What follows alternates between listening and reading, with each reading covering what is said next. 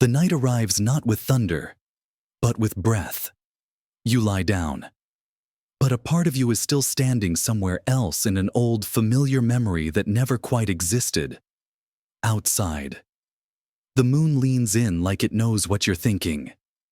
Inside, your thoughts ripple like a quiet lake remembering rain. You're here because something inside you refuses to rest. Maybe it's a question, or a whisper, or just that old flicker of unease, the one that hums when the world gets too loud. You've done so much thinking, but tonight, you want to feel your thoughts instead like poems carried on wind. Let's set everything down now, together. In the next 3 hours, we'll drift through 50 sacred ideas that have shaped how we see the mind. But not in textbooks or charts, in dreams, in metaphors, in the forgotten corners where psychology becomes mythology, and your inner world feels more like a temple than a machine. You don't have to remember. You only have to feel what stirs. Let your shoulders melt. Let your jaw loosen. Let the weight you're carrying fall off you like old clothes from a past life. This is the part of the night where effort disappears. There's nothing left to do but listen. Take one breath. In through the nose and out through the mouth. Slower now. Let your ribs expand like the inside of a bell. Let the exhale stretch long, like a thread pulling you deeper into the quiet. If this space brings you peace, whisper it back in the form of a comment or a gentle tap of subscribe, not for numbers, but so this temple of thought can stay lit for someone else who needs it too. Now close your eyes, if they haven't already, and let me take you into the first idea. The voice in your head isn't you. There's a voice you carry always just behind the face. It narrates your every move. It plans. It worries. It replays. It doubts. It talks about you, to you, through you. But here's the paradox. That voice isn't you. You hear it all day? Don't forget the thing. You could have said that better. Why did they look at you like that? It speaks like a friend, or a parent, or a judge. But when you look closely, you see it's not a voice you invented. It's a voice you inherited from childhood, from fear, from stories whispered when you were still small enough to believe everything. Sometimes it speaks in your voice. Sometimes it sounds like someone you once loved. It borrows tones. It shapeshifts. It echoes. Psychologists call it inner speech, but ancient mystics called it the false self, a dream character pretending to be you. Cognitive science suggests it arises from the brain's default mode network, active even at rest, a sort of self-narration mechanism, stringing moments into a movie, trying to make meaning out of chaos. But here's the twist. You don't choose what it says. You only hear it once it speaks. You are not the speaker. You are the listener. And the act of noticing it, simply hearing without reacting, is the beginning of freedom. Some thinkers, like Eckhart Tolle, say this voice is the root of all suffering. Not because it's mean, but because you mistake it for your soul. You think you are your thoughts, but you are the sky, and your thoughts are just clouds, passing, shifting, vanishing. Now imagine if the voice in your head were a roommate. Would you trust them? Would you believe everything they say? Or would you laugh gently, shake your head, and go outside to feel the wind instead? There is a quiet place behind the voice, a place of witnessing, not speaking, of pure presence. It's been there the whole time. You visit it sometimes between dreams, or in the shower, or in that half second before falling asleep. And tonight, we're going to stay there longer, not to silence the voice, but to remember who's listening. Let it speak, let it echo, but do not bow to it. You are not what it says. You are the one who hears. You hear it every day. Don't you? That quiet internal flicker I remember. But what if the thing you remember, the face, the voice, the smell of something warm is not a truth, but a carefully sculpted illusion? Memory is not a vault. It is a brush dipped in fog. And every time you return to it, you paint over what was once there. Not out of deception, but out of survival. Psychologists call this reconsolidation, the quiet, invisible act of memory rewriting itself with every retrieval. It means that when you recall a moment, you are not accessing the original file. You're watching a version that was edited by your emotions, your needs, your regrets. Your mind does not care for accuracy. It cares for narrative. And often, it chooses comfort over clarity. So a painful goodbye becomes a soft fade. A moment of guilt turns into someone else's mistake. A childhood shadow is bathed in golden light. Each time you say, I remember, you are less historian and more novelist, less archivist, more dreamer. Because memory, at its core, is not a record. It is a myth you believe, so you can keep living. In therapy rooms, this truth becomes a compass. The tears someone sheds about a childhood moment are not about what happened, but what their mind has chosen to keep. The story that still needs to be held. Neuroscience tells us this story is fluid. Your hippocampus reactivates memories like theater sets, changing the lighting, shifting the angles. Emotions are the directors, and every retelling becomes a new performance. But what does that mean for you, lying here now? It means that some of your oldest pains might not be real in the way you imagine. It means that some of your joys may have bloomed larger than life because your heart needed them to. It means that forgiveness even for yourself may begin with the soft realization. This memory might not be true, but it felt true when I needed it. There is softness in that. A release. A sigh through time. And here's the most dreamlike paradox of all. Even knowing all this, you will still cry over old memories. Still yearn for someone as if they never left. Still feel shame for a mistake you no longer remember clearly. Because memory is not about truth. It is about meaning. It is the echo of the soul asking to be seen. So tonight, if an image rises a moment from long ago, uninvited, hold it not as fact, but as offering, like a feather placed at your feet by a bird you once loved in another life. You don't need to fact-check your feelings. You don't need to solve the mystery of what really happened. Just let the memory come. Let it pass. Let it breathe its own story into the dark. And then let it go. Like smoke curling upward toward a ceiling that's no longer there. There's something strange about a mirror at night.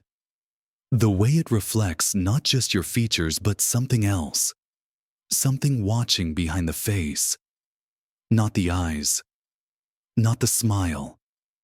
But the witness behind the glass. In psychology, there is a test. Simple, elegant, unsettling. You take a child. You place a red dot on their forehead without them knowing. Then you show them a mirror. And you watch. If they touch their own forehead, they pass. They've realized that is me. It's called the mirror self-recognition test.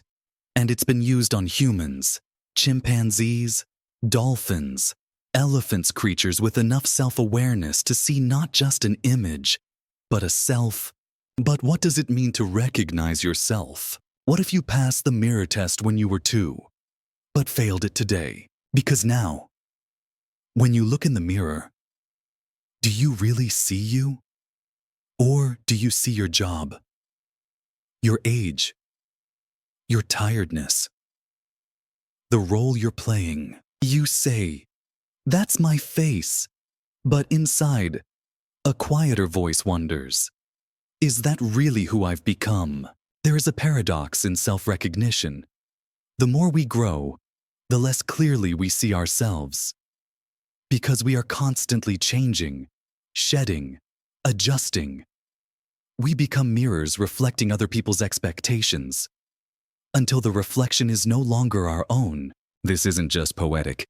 It's psychological. Your brain holds a self-schema, a web of ideas about who you are.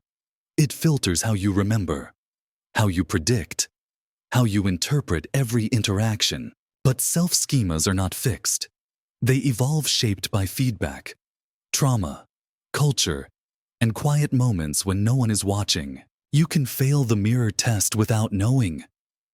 By forgetting how to be alone. By becoming what others need you to be. By walking past the mirror and never stopping to ask, do I still recognize myself? What's more, in conditions like depersonalization, people speak of looking into a mirror and feeling nothing, like the face is a mask, the eyes hollow, the soul stepped out for a while. And yet, these moments, these eerie slips between self and image, are not always illness. Sometimes, they are thresholds. Mystics have used mirrors for centuries not to see themselves but to see beyond. Because a mirror is not just reflection, it is invitation. To ask, who am I, when the performance ends? Who am I when no one is watching? So tonight, if you pass by a mirror, don't just glance. Pause. Look softly. Look like you're meeting someone you loved in another life. Look without judgment. Let the features blur. Let the breath fog the glass. Let the image disappear. And just for a second, feel what it's like to be witnessed by the soul behind your own eyes. You may not find an answer, but you might find a familiarity deeper than form. And that is a recognition no test can measure. You lie still. But inside your mind, a theater stirs. The curtains are already drawn. The lights dimmed. The dream begins. And you, without trying, step into a world built of memory, emotion, metaphor, and absurdity. There are no rules here. No scripts. Just scenes your waking self never auditioned for. You might be falling. You might be flying. You might be watching someone cry who hasn't been alive in years. Why do we dream? Science has theories, but none of them are complete. One of the oldest and strangest is this: you dream because your brain is rehearsing life. This is called threat simulation theory, first proposed by Finnish cognitive neuroscientist Antti Revonsuo. It suggests that dreams are evolutionary training grounds where your mind simulates dangers, losses, fights, escapes, so you're more prepared when they happen in real life. But the simulations aren't only threats. You also practice love. You grieve people you haven't lost yet. You face heartbreaks that haven't arrived. You say goodbye to places you've never visited. You cry at funerals that never happened. And sometimes, you wake up feeling like you've lived a decade overnight. In REM sleep, your brain activates emotion centers like the amygdala and limbic system, but dampens the logic circuits. That's why dreams feel true, even when they don't make sense. You don't question why your old school is on fire, or why the moon is inside your bedroom. You just feel, because dreams bypass explanation. They go straight into memory. And sometimes, they become memories so vivid you carry them for years, believing they must have happened. Lucid dreamers, those who become aware inside dreams, sometimes say they can rehearse deliberately, practicing speeches, confronting fears, even healing old wounds in dreamscapes more forgiving than waking life. But most of us dream unconsciously. We are carried, not steering. The dream pulls us through like a river made of forgotten thoughts. And when we wake, we wonder why we feel changed, lighter, or heavier, or hollow, as if we lost something that never existed. There's a beautiful irony in this. While your body sleeps, your brain lives. It practices being alive over and over again. It builds simulations not just of survival, but of meaning. You don't just dream of danger. You dream of poetry, of sunsets that melt into oceans that don't exist, of animals that speak, of voices that call your name from deep underwater, of hands you haven't held in decades but still remember exactly how they felt. And when you open your eyes, the rehearsal ends. The props vanish. The story fades, but sometimes something lingers. A feeling, a color, a question, something untranslatable but undeniably real. Tonight, if your dreams come, don't try to control them. Let them carry you. Let them teach you. Let them show you who you are when the world isn't watching. And maybe, just maybe, you'll awaken tomorrow a little wiser about a life you haven't lived yet. There's a moment just before you reach for the glass. Just before you say yes instead of no. Just before you smile at someone you weren't planning to, where you think you're choosing. You feel the decision rise like a wave from within you. You say, "That was me. I did that." But what if that's only a story your mind tells, after the wave has already crashed? The idea that we are free agents making conscious, deliberate choices is one of the most cherished beliefs in the human story. It gives us meaning, dignity, accountability. It makes us feel like authors of our fate. But psychology and neuroscience have been whispering a different story. One that feels both unsettling and strangely comforting. You don't choose, you observe yourself choosing. One of the most famous experiments to explore this was by Benjamin Libet in the 1980s. Participants were asked to flick their wrist whenever they felt like it, while their brain activity was being monitored. The shocking discovery. The brain showed signs of initiating the movement almost half a second before the person became consciously aware of their intention. In other words, your brain had already decided before you arrived. This phenomenon is called the readiness potential, and it's one of many cracks in the illusion of volition. Your subconscious makes decisions based on layers of memory, instinct, pattern, trauma, and environment, then serves the choice to your conscious mind like a finished meal. You taste it and assume you cooked it. The philosopher Daniel Wegner called this the illusion of conscious will, arguing that the feeling of control is itself a kind of neurological magic trick, a comforting hallucination, a narrative the brain constructs so we don't feel like passengers. But here's the paradox. Just because free will may be an illusion doesn't mean you don't exist. It may be that your role is not to steer, but to witness, to stand in the stream of decisions and choose how to feel about them, to bring meaning, not manufacture origin. This aligns with ancient spiritual ideas. Buddhism teaches that desire and aversion rise and fall without ownership. Mystics in Sufi traditions say, "You are the sky, your actions are the weather." And maybe that's a kind of freedom too, because if you're not the one doing everything, you don't have to carry the weight of everything.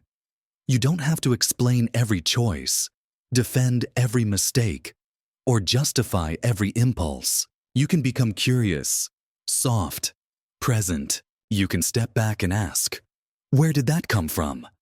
Who is the I who watches the I if I am not the doer?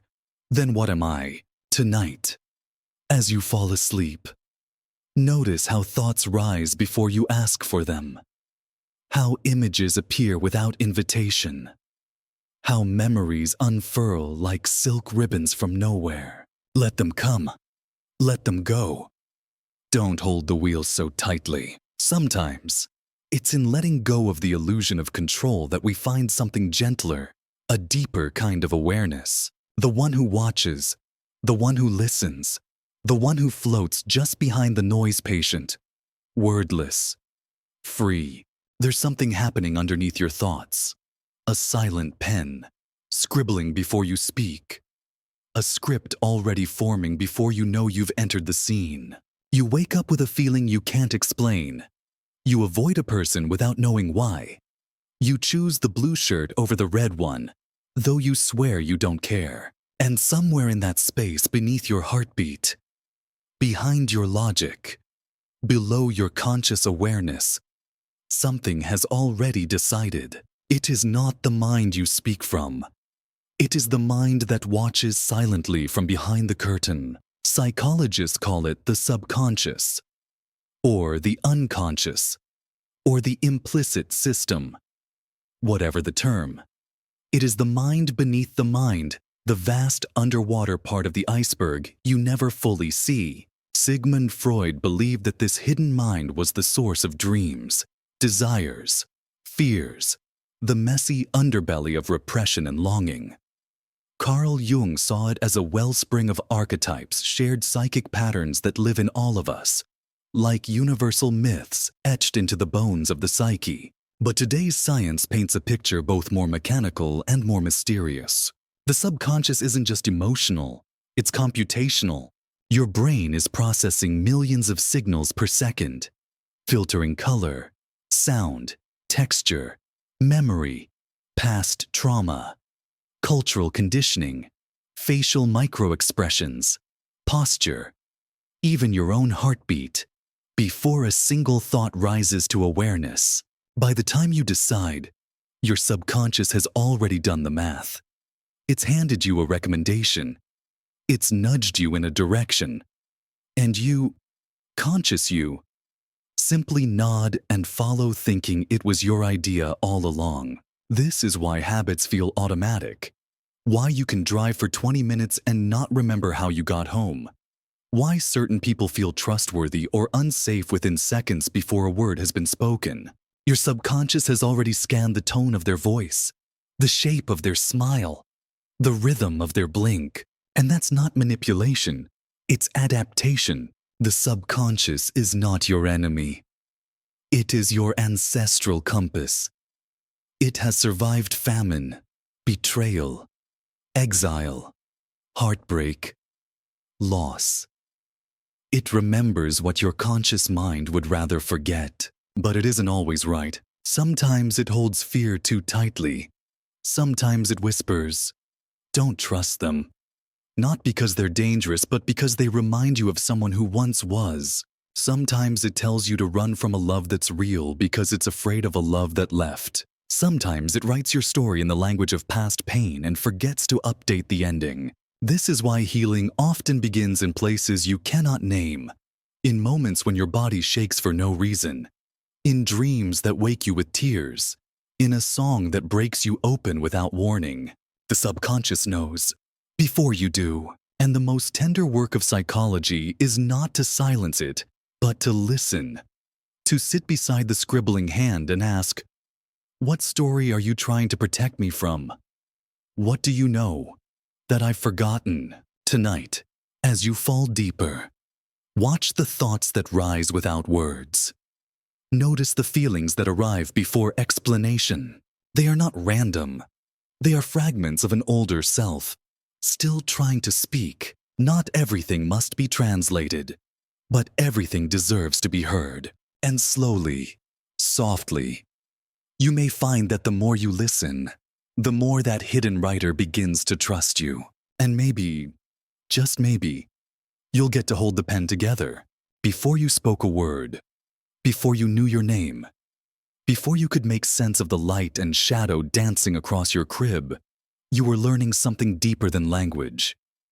You were learning how the world holds you. Does it come quickly when you cry? Does it stay or vanish? Is it warm? Is it tired?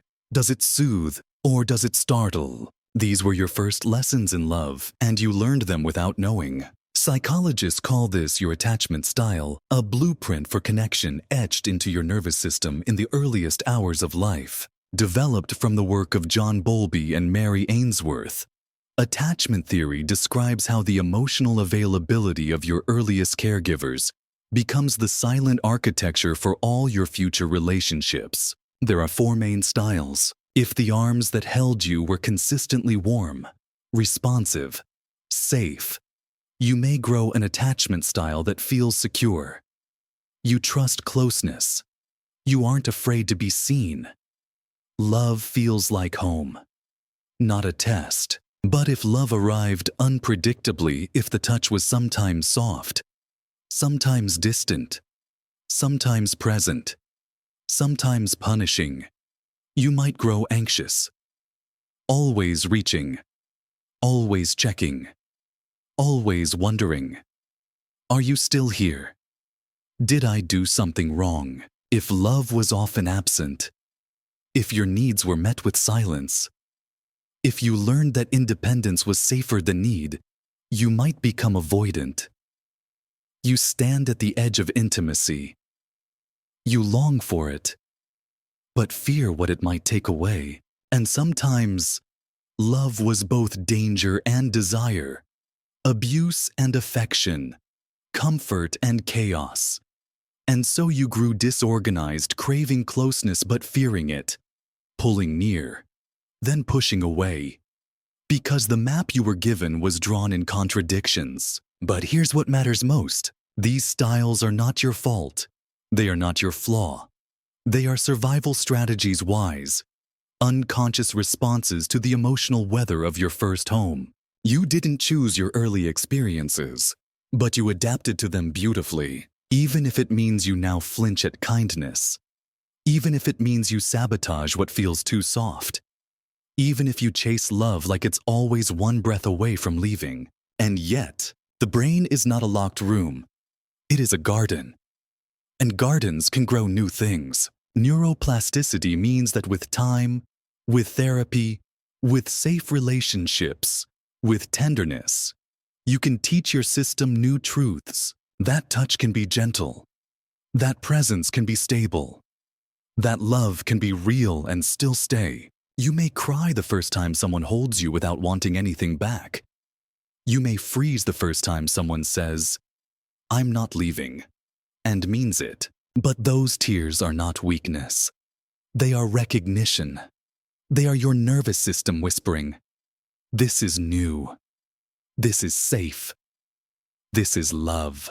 Tonight, as you lie under the weight of silence, if an old longing rises to be held, to be chosen, to be soothed, do not push it away. Hold it like the child you once were. Cradle it in breath. Say, "I see you." Say, "You're allowed to need." Say, "You were always worthy." Because the first love may have been flawed, but the next one can be different. And sometimes the softest revolution is letting yourself be loved differently than before. You walk into a room and suddenly feel the heat on your neck. You straighten your posture, adjust your shirt, wonder if your voice sounds strange or if your smile is too eager. You feel the invisible gaze of imagined eyes. But here's the truth that psychology offers gently, like a hand on your shoulder in the dark. They're not looking. They're not judging. They're too busy thinking about themselves. This is called the spotlight effect, the cognitive bias where we believe that others notice us far more than they actually do. Coined by psychologists Thomas Gilovich and Kenneth Savitsky, the spotlight effect reminds us that the stage we think we're standing on is one no one else really sees. They proved this in an experiment. Participants wore a slightly embarrassing t-shirt into a room of strangers. Afterward, they guessed that nearly 50% of the room noticed. In reality, only 20% had. Most hadn't even looked. Because most people are trapped in their own spotlight. Everyone is starring in their own movie. You're a background character in stories you'll never be told. And there's a strange, beautiful freedom in that. It means you can relax your shoulders. It means the thing you said that keeps echoing at night, that awkward laugh, that mispronounced word, that stumble on the stairs has already been forgotten. If it was even noticed at all. It means the flaws you magnify, the blemish, the sweat, the stammer don't shine under floodlights. They barely glimmer. And yet, you carry the shame as if the world saw you naked. This is the paradox of the social self. You want to be seen, but fear what they'll see. You want to belong, but fear exposure. So you perform, smile wider, speak with practiced rhythm, try to shrink or shine, depending on the moment. But what if you didn't? What if you remembered that everyone else is just as preoccupied, just as nervous, just as wrapped in their own imagined spotlight? What if you stepped off the stage and into presence? Tonight, as you lie here, replaying moments that made you wince, let them go. That time you said too much, they forgot. That moment you stayed silent, they didn't notice. No one is watching you the way you fear. And if someone is, let them see a real person. One who breathes, stumbles, blushes, laughs too loudly, or says the wrong thing. That's what makes you safe to love. The spotlight isn't real. The stage was never yours. You are not a performer. You are a person. And tonight, the only light that matters is the one softening the corners of your room. The one that flickers gently across your thoughts as you let go of the need to be seen. There's a quiet tension inside you, a ripple beneath the still water. You believe one thing, but act another. You tell yourself it's fine, but something inside tenses. You smile, but the muscles feel like they're wearing someone else's face. This isn't deception, it's survival. It's something ancient, a coping mechanism born from contradiction. Psychologists call it cognitive dissonance, the mental discomfort that arises when you hold two opposing beliefs, values, or behaviors at the same time. It's the split between what you say and what you do, between what you believe and what you tolerate. You love someone who hurt you. You want honesty, but avoid the truth. You crave freedom, yet choose routine. You believe you're kind, but remember the thing you said in anger. And so, the mind finds ways to close the gap, to resolve the tension, to make the pieces fit, even when they don't. You rationalize. They didn't mean it. I had no choice. Everyone does it. You shift beliefs to match behavior. You alter memory to suit identity. You rewrite the past just a little so the present can breathe more easily. It's not hypocrisy. It's humanity. Leon Festinger, the psychologist who coined the term in the 1950s, studied how people respond when reality challenges their convictions. He found that we'd rather change the world inside our heads than live with contradiction. But the dissonance doesn't go away. It hums beneath the surface, like a radio on low volume just beneath your thoughts. Sometimes it shows up as guilt, sometimes shame, sometimes just a restlessness you can't name. And it's not limited to big decisions. It's in the smallest things, eating the cake after swearing off sugar, staying in a job that drains you because it pays for the house you no longer enjoy, smiling at someone you resent because politeness is easier than truth. Your mind wants harmony. It craves congruence.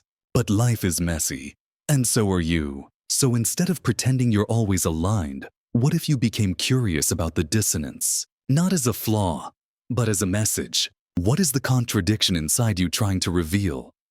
What value is aching to be honored?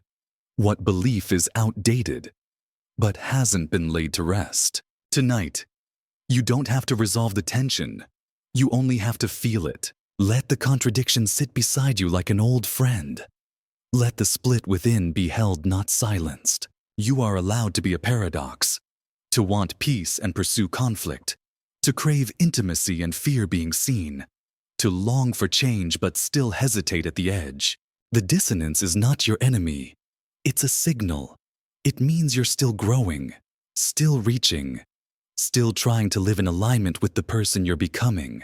And sometimes growth sounds like static, feels like friction, moves like hesitation, but it's still movement. So rest now. Not because the contradiction is solved, but because you've made space for it. Sleep doesn't need clarity. It only needs quiet. Let the split soften. Let the fight fade. Let the two truths lie beside you without needing to agree. Somewhere beneath your skull, soft electricity moves like water through roots, not just flowing, but reshaping the branches it passes through. This is not metaphor. It's anatomy. Your brain, that cathedral of thought and emotion, fear and memory, grief and longing, is not made of stone. It is a garden. And even now, as you lie still, your brain is growing new paths, pulling apart old vines, building detours around pain, bridges across silence. Psychologists and neuroscientists call this process neuroplasticity, the brain's remarkable ability to reorganize itself by forming new neural connections through experience, thought, repetition, and rest. Once, scientists believed your brain stopped changing after childhood, that it was fixed, like marble. But we now know that the mind is clay wet, warm, alive. When you learn something new, a pathway is etched. When you unlearn, that same path can fade. This is why trauma echoes for years, not because you're weak, but because the brain practiced fear until it became a well-worn road. And this is also why healing is possible, because practice can grow a different road. Even the act of imagining can shape your brain. MRI scans show that visualizing a skill like playing piano activates similar neural patterns as doing it. This means that your thoughts are not invisible. They are physical. They change you, and not just your brain, your whole system. Thoughts sculpt emotion. Emotion sculpts behavior. Behavior sculpts belief. And belief returns to sculpt thought again. You are a spiral, not a straight line. The brain changes through repetition, yes, but also through rest. During sleep, your mind prunes unused connections, strengthens essential ones. Dreams, in their strange metaphors, may serve to reorganize emotion into something you can carry. Every night, you forget so that you can remember better. Neuroplasticity is why someone who was abandoned can learn to trust again. Why an anxious mind can slowly find stillness. Why a life spent in loops can discover a door. It doesn't happen quickly. New roads must be walked many times before they feel like home. But every moment you choose differently, every time you pause instead of react, breathe instead of collapse, reach out instead of retreat, you're not just surviving, you're rewiring. And even now, in this quiet hour with your eyes closed, your brain is changing. Your breath is carving softness into old tension. Your attention is nurturing unfamiliar thoughts. Your heart is growing curious about a future that feels less afraid. So tonight, as you drift, remember you are not who you were yesterday.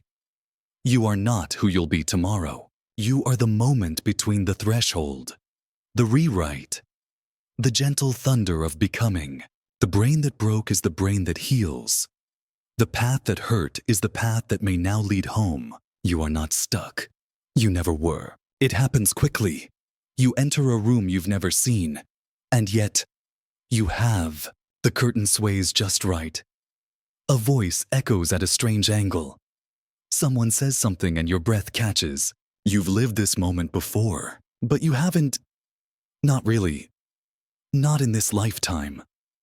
Not in any way you can explain. This is déjà vu, a phenomenon so fragile it fades the moment you look too closely. Like waking from a dream you can't quite hold on to. Like remembering something that never actually happened. For centuries, it was called a ghost moment, a psychic echo, proof of reincarnation, a sign from a parallel life. In psychology, it's more elusive. Some researchers say déjà vu is caused by a slight delay in neural processing, as if one part of the brain registers the experience a fraction of a second before the rest.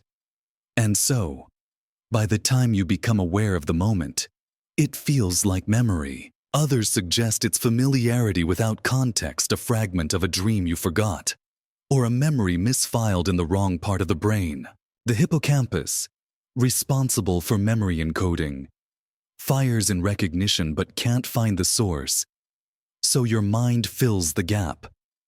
This has happened before, but what if that feeling is more than a glitch? What if déjà vu is not about the past, but about you? Not about what's familiar in the world, but what's familiar in your identity. What if your subconscious recognizes this feeling, this emotional atmosphere, this kind of silence because you've been this version of yourself before, not in this place, not with these people, but in some inner constellation you felt before and forgotten, like the color of a dream bleeding through the day, like a whisper from a life you never lived. Carl Jung once called it the collision of inner and outer realities, a moment when your psyche recognizes a pattern before your eyes do. It can feel spiritual, or uncanny, or deeply sad. Because if you have lived this before, does that mean you're looping or learning? Déjà vu often brings a sense of both awe and melancholy, like a ghost reaching for you not from the outside, but from inside your own story. And maybe that's the point. Maybe it's not about time. Maybe it's about identity, about the versions of you that exist in dreams, in memories, in the shadows of your mind. Tonight, if that strange flicker visits you, that eerie knowing, that moment that feels like a memory that doesn't belong, don't push it away. Feel it. It's not a glitch. It's a mirror, a key, a breath from a part of you that has already been here somewhere between memory and possibility. Let it pass, as all moments do. But let it leave you wondering if this was only a dream. Why do you remember it so clearly? You hear a noise, a door slams, a voice sharpens, a footstep turns too quickly in your direction, and suddenly your body reacts before your mind understands.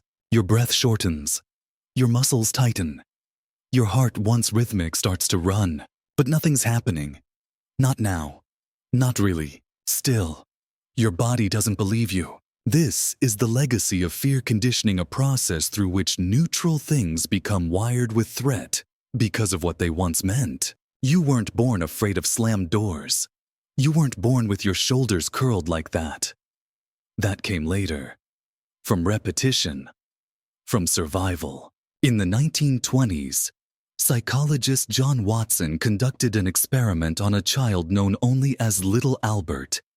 They gave him a white rat, soft, harmless, and every time he touched it, they banged a metal bar behind his head. Before long, Albert cried not just at the rat, but at anything white and fuzzy: rabbits, beards, cotton. His mind had linked the sensation to the sound. His nervous system didn't forget. You may not remember your own metal bar, but your body does. Maybe it was the tone in someone's voice. Maybe it was footsteps up the stairs. Maybe it was a phrase like, "Why are you always like this?" And now, decades later, those echoes still live in you. Someone raises their voice not in anger, but passion, and you freeze. Someone turns their back during a fight not to punish, but to breathe, and you spiral. This is not weakness. It is conditioning. And it works so deeply that it bypasses logic. Your amygdala, the part of your brain responsible for detecting threat, fires first. Your prefrontal cortex, the rational one, catches up later. But by then, your heart's already racing. This is how trauma hides in daily life, not in flashbacks, but in reactions. It hides in the flinch when someone knocks too hard, in the fear of silence after an argument, in the apology that escapes your mouth before you even know what you're sorry for. And the worst part, you start to think it's you.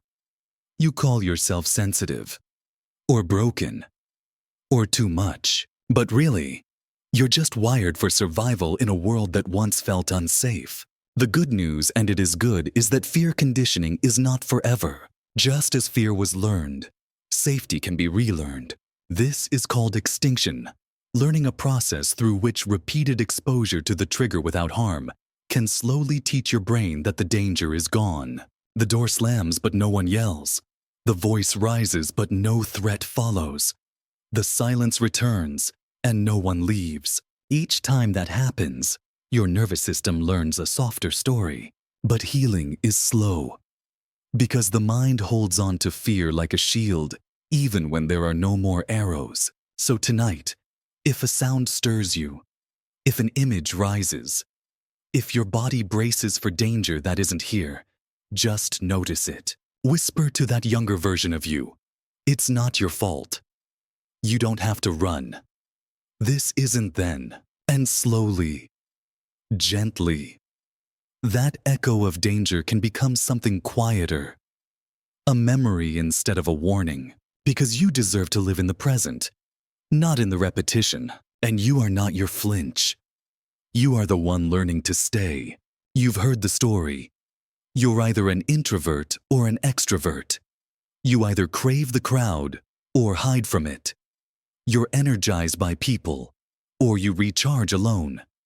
You're shy or bold, quiet or loud, inward or outward. But what if that story is too small? What if you are not a static label, but a moving rhythm? What if your soul sways like the ocean, sometimes craving the stillness of solitude, and sometimes aching for connection? Psychology has long tried to draw lines. Carl Jung first proposed the introvert-extrovert spectrum as a way to describe energy direction, whether you recharge inwardly or externally. But over time, this idea hardened into identity, became a box, a personality quiz result, a meme, a name you wear when you're too tired to explain your moods. But human beings are not categories. You are context. You are chemistry. You are change. There are days when the sound of silence is a lullaby, and others when silence feels like punishment. There are moments when you speak like wildfire, and moments when language feels like weight. You are not an introvert. You are not an extrovert. You are a spectrum in motion, a tide that pulls inward and flows back out. Even research agrees. Modern psychology now understands personality traits as fluid, not fixed. The term ambivert emerged someone who lives between poles. But even that is only a partial truth, because energy isn't just personality, it's biology. Your social battery shifts with your hormones, your sleep, your memories, your sense of safety in the moment. You may withdraw not because you're introverted, but because something in the room feels sharp. You may seek people not because you're extroverted, but because something inside you feels empty. The deeper truth is, you contain both, and you shift based on the season of your soul. Some cultures don't divide personality this way. In certain indigenous and Eastern philosophies, identity is relational, not isolated. Not what type are you, but who are you now, in this moment, with this wind, in this skin. Labels comfort us. They offer clarity. But clarity is not always the same as truth. So tonight, release the label. Unpin the name from your chest. You are not too quiet. You are not too loud. You are not socially awkward or overly talkative. You are a weather pattern. And today, your sky simply looked a certain way. Tomorrow, you might feel different. And that's not inconsistency. It's aliveness. So rest, not as an introvert, not as an extrovert, but as a being in motion. Breathe out the pressure to be predictable. Breathe in the softness of being exactly what you need to be right now. And when they ask you, what are you, smile gently and say, it depends on the tide. You take a sugar pill. No chemicals, no active ingredients, no magic compound. Just starch wrapped in a story. And your body begins to heal. Your pain softens. Your symptoms fade. Your body shifts. And no one touched the biology. Only the belief. This is the mystery and the miracle of the placebo effect. The mind's strange ability to turn suggestion into sensation, to transform expectation into experience, to heal itself because it thinks it's being healed. For decades, scientists saw the placebo effect as a nuisance, something to subtract from real results, a background illusion to be controlled for in studies. But what if the illusion is the treatment? What if belief is a kind of medicine? Studies have shown that placebo treatments can relieve pain, ease depression, reduce inflammation, and even affect the brain's chemical balance. MRI scans revealed changes in the same regions that real drugs affect. The mind isn't faking it. It's activating its own healing pathways. Just because it was invited to. There's a beauty in that and a haunting question. If belief can heal, can disbelief harm? Yes. This is called the nocebo effect, the shadow twin of placebo. When expectation of harm creates pain, illness, side effects that come not from the pill, but from the prediction. What you expect becomes what you experience. The mind holds a kind of spellcraft, not in the mystical sense, but in the neurological, biochemical, deeply human sense. If someone you trust tells you, this will make you feel better, and you believe them, your brain may start producing its own medicine. Endorphins, dopamine, serotonin. The story becomes physiology. The narrative becomes nervous system. And this isn't just about pills. Placebos come in many forms. A white coat, a confident voice, a gentle hand, a ritual repeated, a belief handed down. And yes, it can work even when you know it's a placebo, because the body doesn't require certainty, only permission. Tonight, as you lie here in this hush, think about the stories you've been told about your body, about your mind, about your limits. Who whispered to you, you can't heal? Who told you, this pain will never leave? What if they were wrong? What if you are already carrying the blueprint for repair? What if your belief is not weakness, but medicine? You don't need to trick yourself. You only need to stop blocking the miracle with disbelief. Let your breath become a signal. Let this quiet be your white coat. Let this moment be the soft pill of permission. You are allowed to get better. You are allowed to change. You are allowed to believe that not all healing comes from the outside. Some of it comes from the quiet voice within that says, I trust you now. Let's begin. You walk through your life wearing a practiced face. You nod at strangers, answer emails, sign papers. You laugh politely, say the right things, and carry yourself with the weight of someone who has long since forgotten what it felt like to be wild, to be tender, to be small. But inside you, beneath the posture and planning, behind the errands and errands and errands, there is still a child, watching, not a metaphor, not a memory, a presence, still alive in your nervous system, still clutching a crayon heart, still wondering if the world is safe. This is your inner child, the softest, earliest version of you, the one who learned how to attach, how to avoid, how to cry, how to disappear. The one who learned, if I do this, they'll love me. If I say that, they'll stay. If I shrink, I won't be hurt. Psychologists and therapists speak of inner child work not as fantasy, but as integration.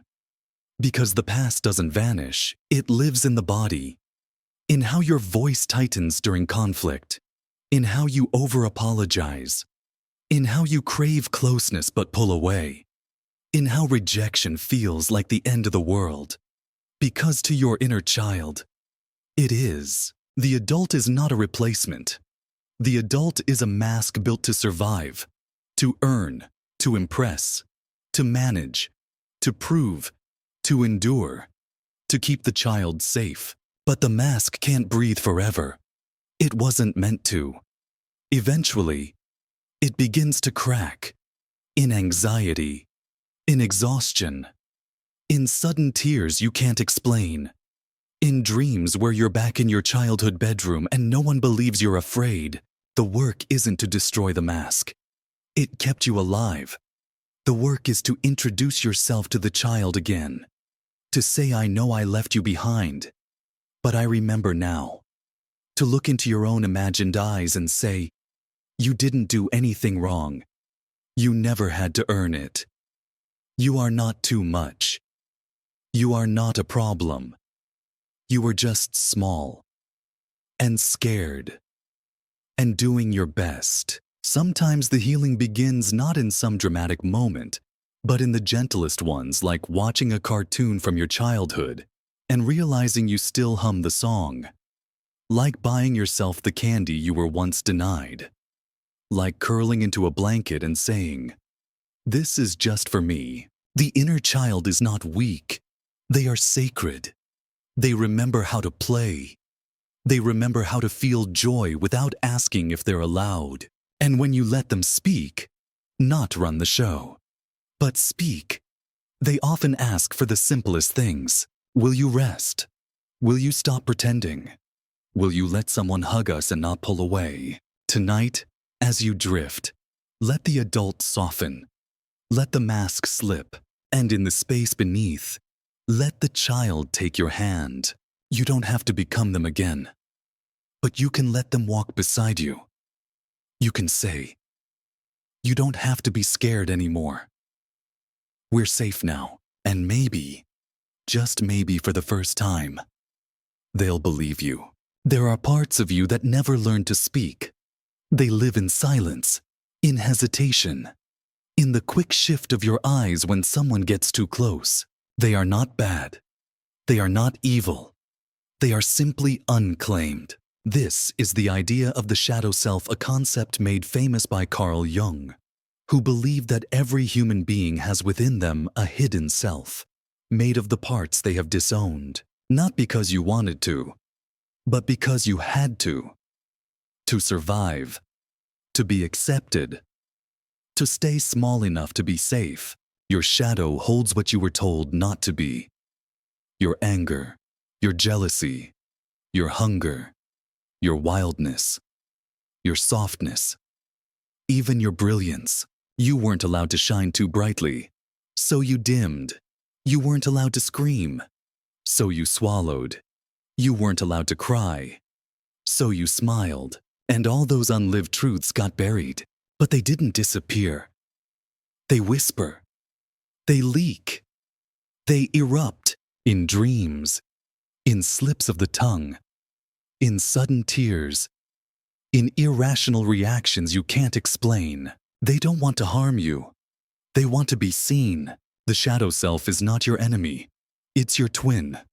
It holds your power and your pain. Jung wrote, "One does not become enlightened by imagining figures of light, but by making the darkness conscious."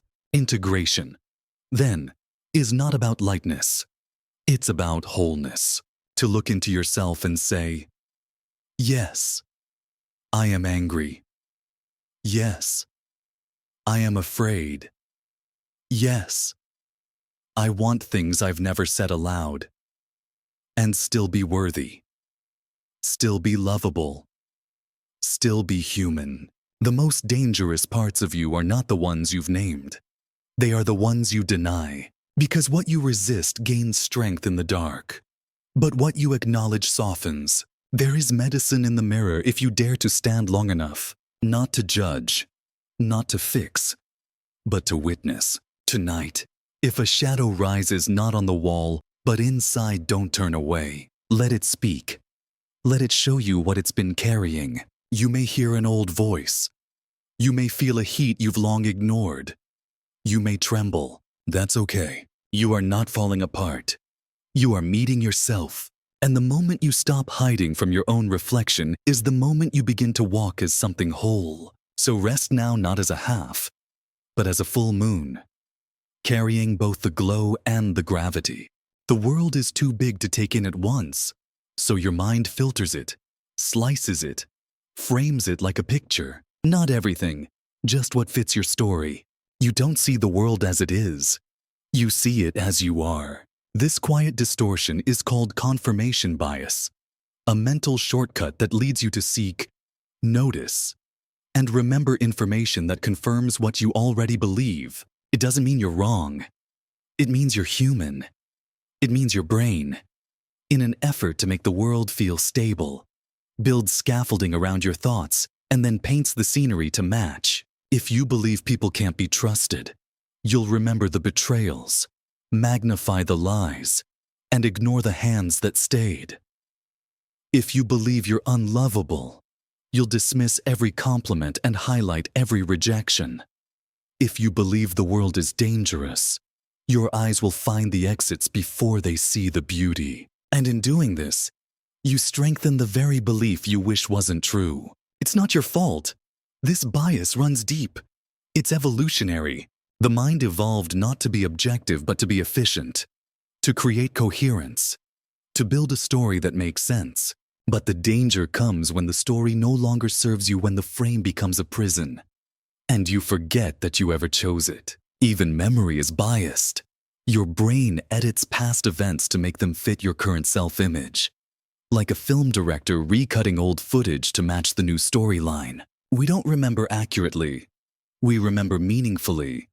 We remember what fits. This is why people can live entirely different versions of the same event, because their inner lens colored the facts before they ever became memories. So how do you begin to loosen this grip? How do you see what you never expected? It begins with curiosity, not the kind that interrogates, but the kind that wonders. What else could this mean? What if I'm wrong? In a beautiful way. What would I notice if I stopped looking for proof of my pain? Tonight, as you lie beneath the hush of thought, notice the beliefs you hold tightly, the ones that shape how you read silence, how you interpret a sigh, how you measure a glance. Ask them softly, are you still true? Sometimes, truth is what's most familiar, not what's most accurate. And you're allowed to update your lens. You are allowed to believe that love can be real, that you might be safe now, that joy might not be a trick, that healing is possible even when you didn't expect it. You are not trapped in the story you inherited. You can choose new evidence. You can search for kindness. You can magnify grace. You can notice who stayed. Confirmation bias is powerful, but awareness is power too. And tonight, as your mind drifts into dreams, let it try a new filter, one where you are worthy, safe, held. Let the world surprise you. Let your eyes unlearn the script. Let something unexpected begin to feel real. You see someone wince and your body flinches too.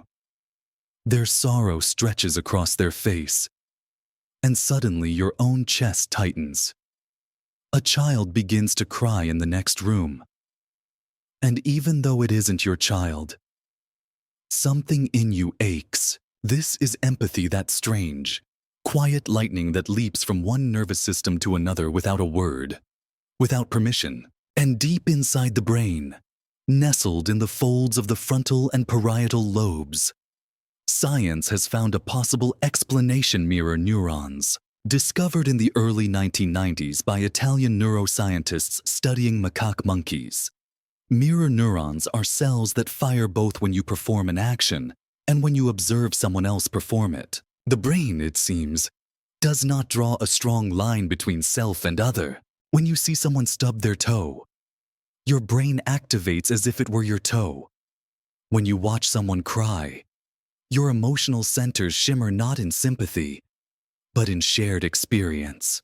This isn't imagination. It's simulation.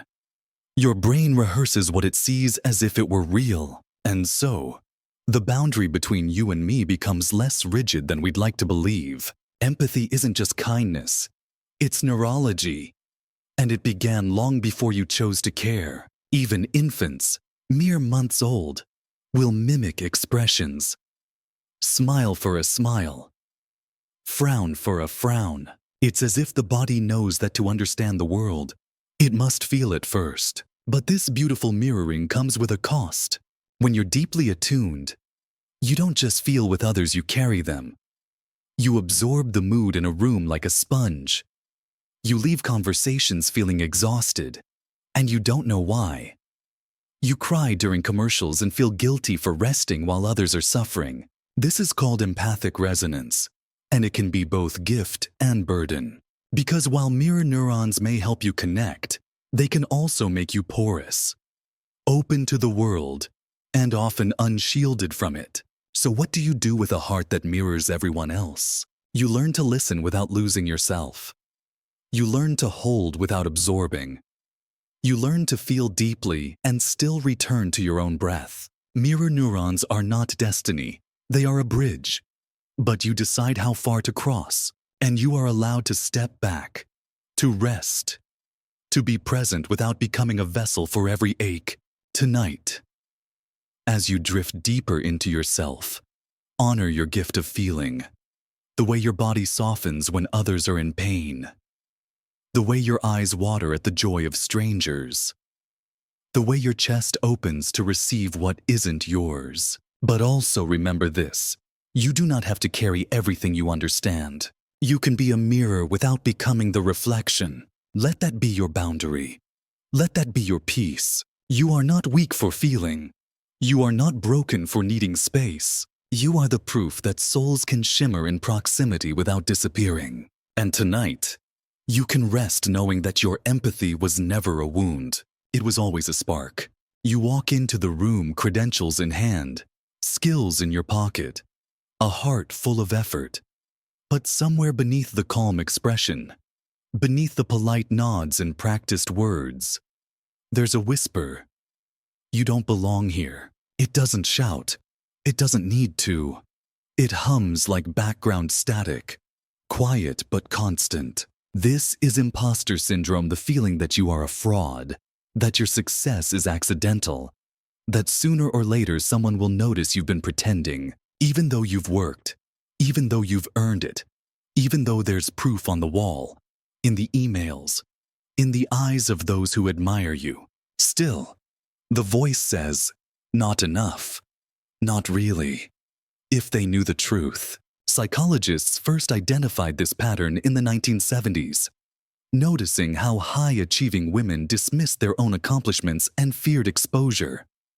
But over time, the pattern revealed itself across gender, race, age, and profession.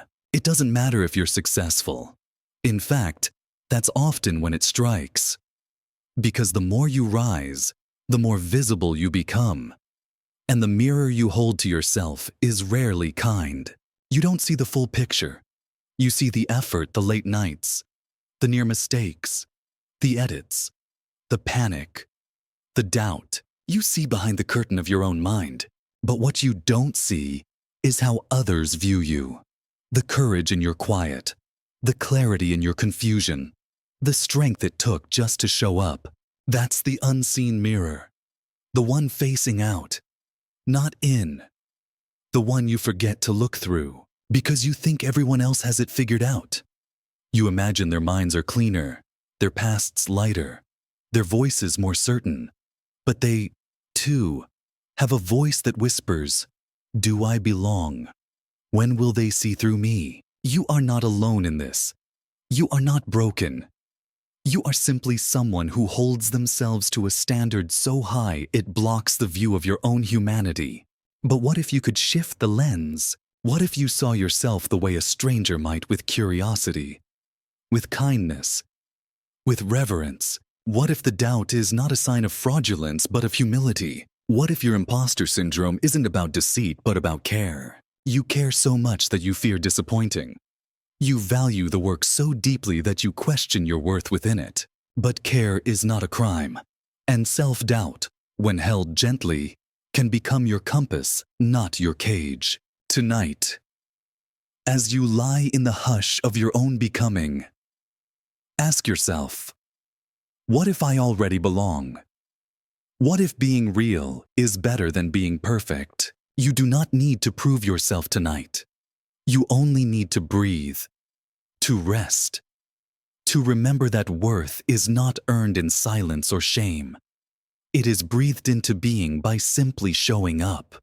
And you have, over and over again. So let that voice quiet now, not silenced by force, but soothed by truth. You are not an imposter. You are a soul learning how to see itself clearly, and the cracks you fear are just light looking for a way in. You close your eyes. Your breath slows. The world outside disappears into a velvet hush, but something inside you beneath the quiet, beneath the stillness remains awake. This is your unconscious mind, the part of you that never sleeps. Not because it refuses to rest, but because it is the rest. the vast, mysterious undercurrent that moves beneath the surface of every thought. Freud imagined it like an iceberg, only a small tip visible above the water, while the rest drifts unseen, shaped by tides you do not control. And while many of his ideas have since evolved, this one endures that most of what you are lives beyond what you know. The unconscious mind holds your habits, your fears, your forgotten memories. It stores the scent of a place you loved once, the echo of a voice you haven't heard in years, the face from a dream that returns without warning. It notices everything: the tension in a handshake, the shadow in someone's smile, the pattern in the way people leave.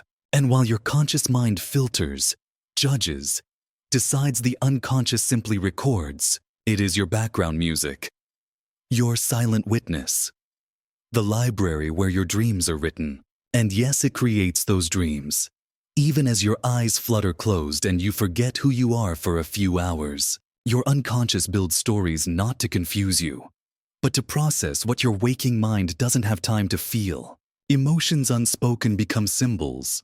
Memories unresolved become metaphors. A hallway that leads nowhere.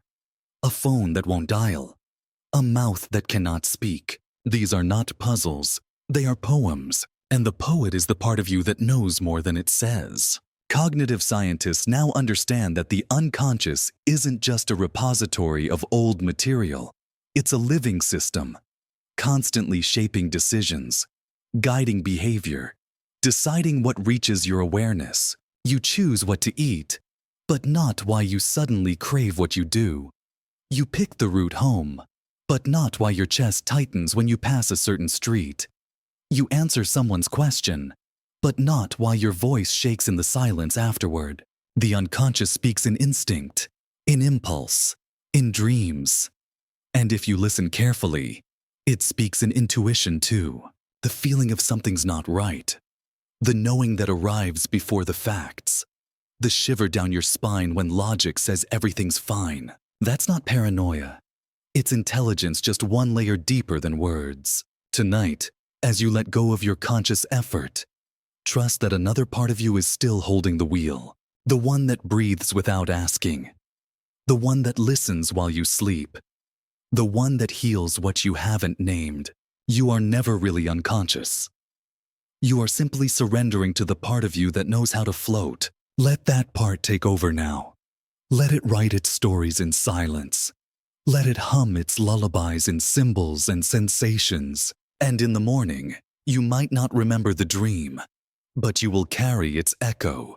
You will feel lighter, because even while you slept, your deepest self was still lovingly awake. You walk into a room you've never seen.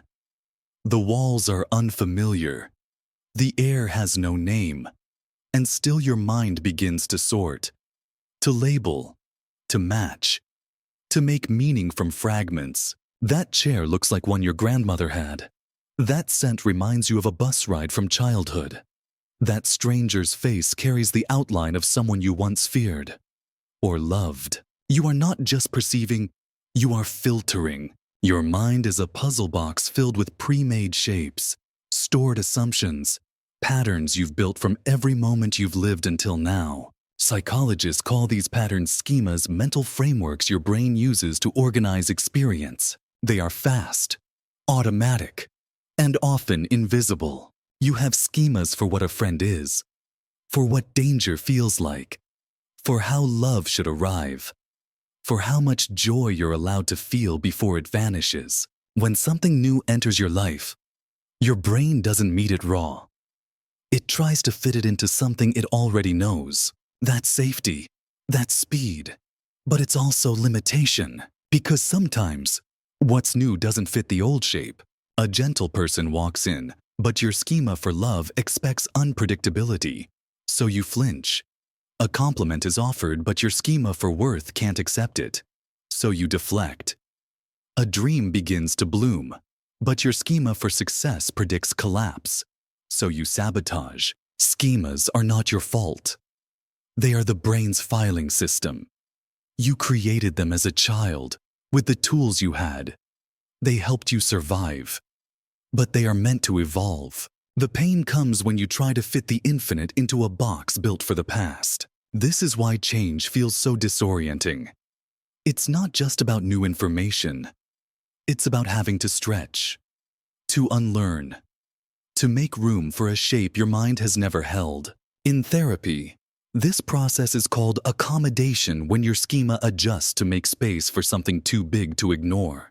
The moment you meet someone who is kind and consistent, the moment you succeed and it doesn't fall apart, the moment you feel joy and realize you don't have to pay for it, those moments don't just change your mood, they change your architecture. And yet, even the most outdated schema can cling tightly because the known feels safer than the good. So what do? You notice when a new truth arrives, and your first instinct is to reject it.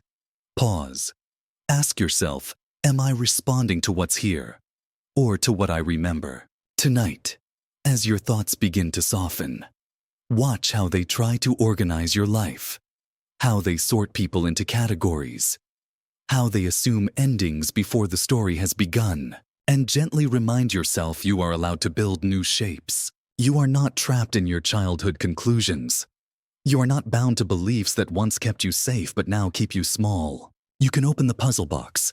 You can rearrange the pieces. You can leave some behind. And maybe you'll discover that the shape you've been trying to fit into was never meant to contain you. You feel it rise a heat behind your eyes, a tightening in your chest, a tremble in the hands that haven't moved in hours. You try to name it. Is it sadness, guilt, shame, or something more ancient? A memory of something never spoken aloud. Emotion, they say, is irrational, messy, overwhelming. But what if it's none of those things? What if emotion is simply energy in motion? The word itself tells the story emotion. Movement through the body, vibration through the nervous system, a wave looking for somewhere to go. And like all energy, if it cannot move forward, it will stay and rot. In psychology, emotions are often seen as signals, data from the body. Anger says a boundary has been crossed. Sadness says something mattered. Fear says you care about surviving. Joy says you're home, even just for a moment. But most of us were not taught how to move with these currents. We were taught to manage them, to silence tears, to fix the problem, to stay busy, to smile. So the energy gets trapped in shoulders that won't loosen, in jaws that never unclench, in stomachs that churn when no one's watching. And the pain doesn't disappear, it simply waits. Somatic therapists tell us that the body keeps the score, that what isn't processed gets stored. A breakup that wasn't cried through becomes a fear of intimacy. A childhood rejection becomes social anxiety. An unspoken grief becomes a tightness you call normal. But emotion is not the enemy. It is movement. It is messenger. When you allow it, even just for a breath, it will not destroy you. It will carry you. Tears are not collapse. They are pressure leaving the system. Shaking is not weakness, it is release. Even laughter, when sudden and strange, can be the body's way of completing a cycle. In the wild, animals shake after trauma. They don't explain it. They don't intellectualize. They move the fear through. And yet we hold it in, turn it into story, build it into identity. But you are not your emotion.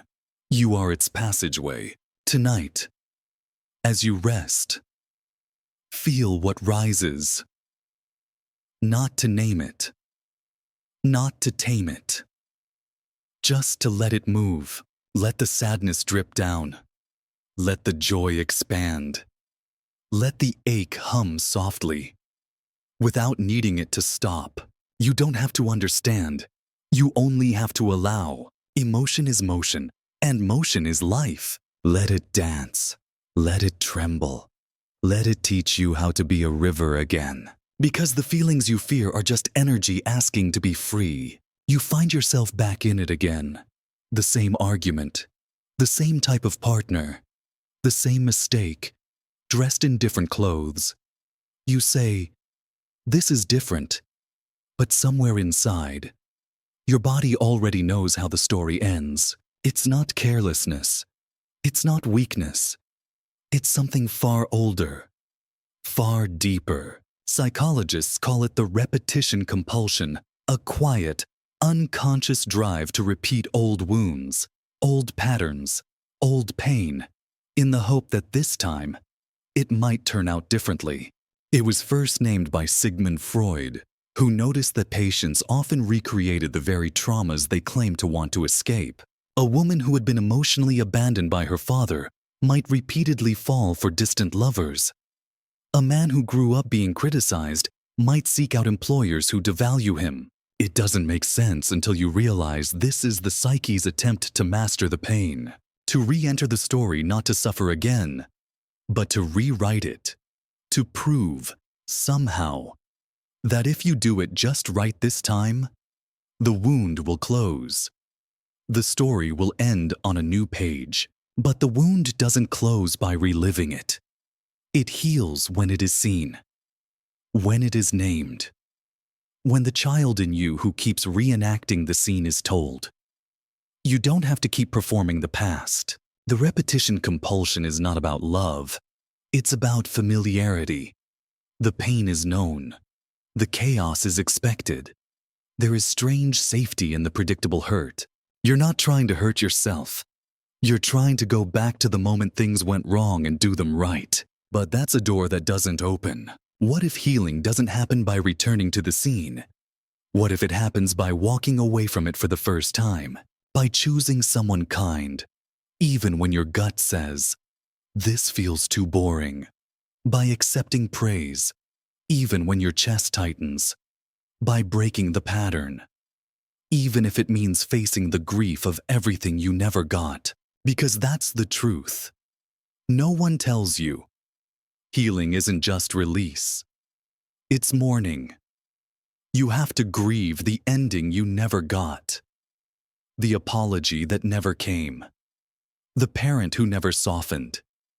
The goodbye that stayed stuck in your throat. And once you do, once you let that ache rise and crest and pass, you begin to make space. Space for the new pattern, the healthy love, the gentle day, the quiet moment where nothing is wrong and no one leaves. Tonight, as you lie here in the dark, ask yourself gently, what do I keep repeating? What ending am I trying to change? And when the answer comes not in words, but in feeling, hold it like a child. Not to fix it, just to witness it and say, you don't have to keep going back. You made it out. You're here now. You're safe because the past was real, but it is not required, and the future can be something entirely new. You've been told that choice is power, that the more options you have, the freer you become. That freedom is found in abundance, the infinite scroll, the overflowing menu, the endless what else. But what if too many doors leave you standing in the hallway forever? This is the paradox of choice, a phrase coined by psychologist Barry Schwartz to describe a strange modern truth. The more choices we're given, the more anxious, paralyzed, and dissatisfied we become. You feel it, don't you? The weight of what if, the ache of almost, the quiet panic after a decision, wondering if the other path would have made you happier, more fulfilled, more complete. You choose the job, but keep the tab open for every role you didn't apply to. You choose the person, but scroll past strangers wondering if one of them is the better match. You choose the shirt, but regret not buying the other three. This isn't about greed. It's about possibility. And possibility, when unchecked, can become a burden. Because with every new option, the responsibility grows. You are not just making a choice, you are crafting an identity.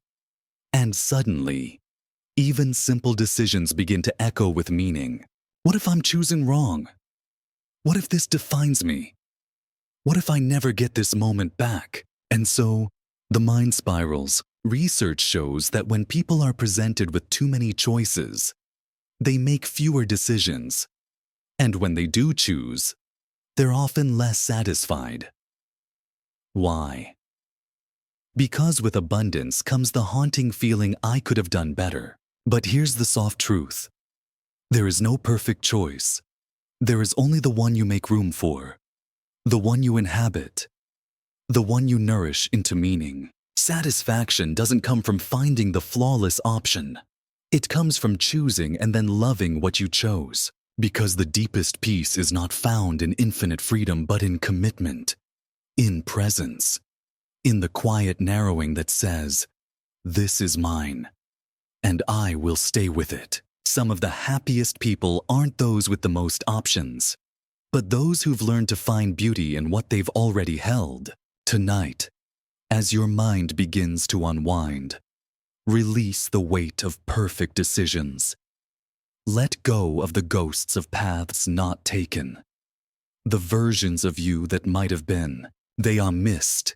You are here, and even if the choice wasn't ideal, you are still worthy of peace. Because freedom isn't always more. Sometimes it's less. Sometimes it's the courage to close the door and say, "This is enough." And that too is liberation. You meet someone, and something stirs. Maybe it's warmth. Maybe it's irritation. Maybe it's distrust you can't quite name. You don't know why, but you feel it deeply. Like you've met them before, or like you're defending yourself against something invisible. This is not always intuition. Sometimes it's projection. In psychology, projection is the act of assigning your own unwanted thoughts, feelings, or traits onto someone else.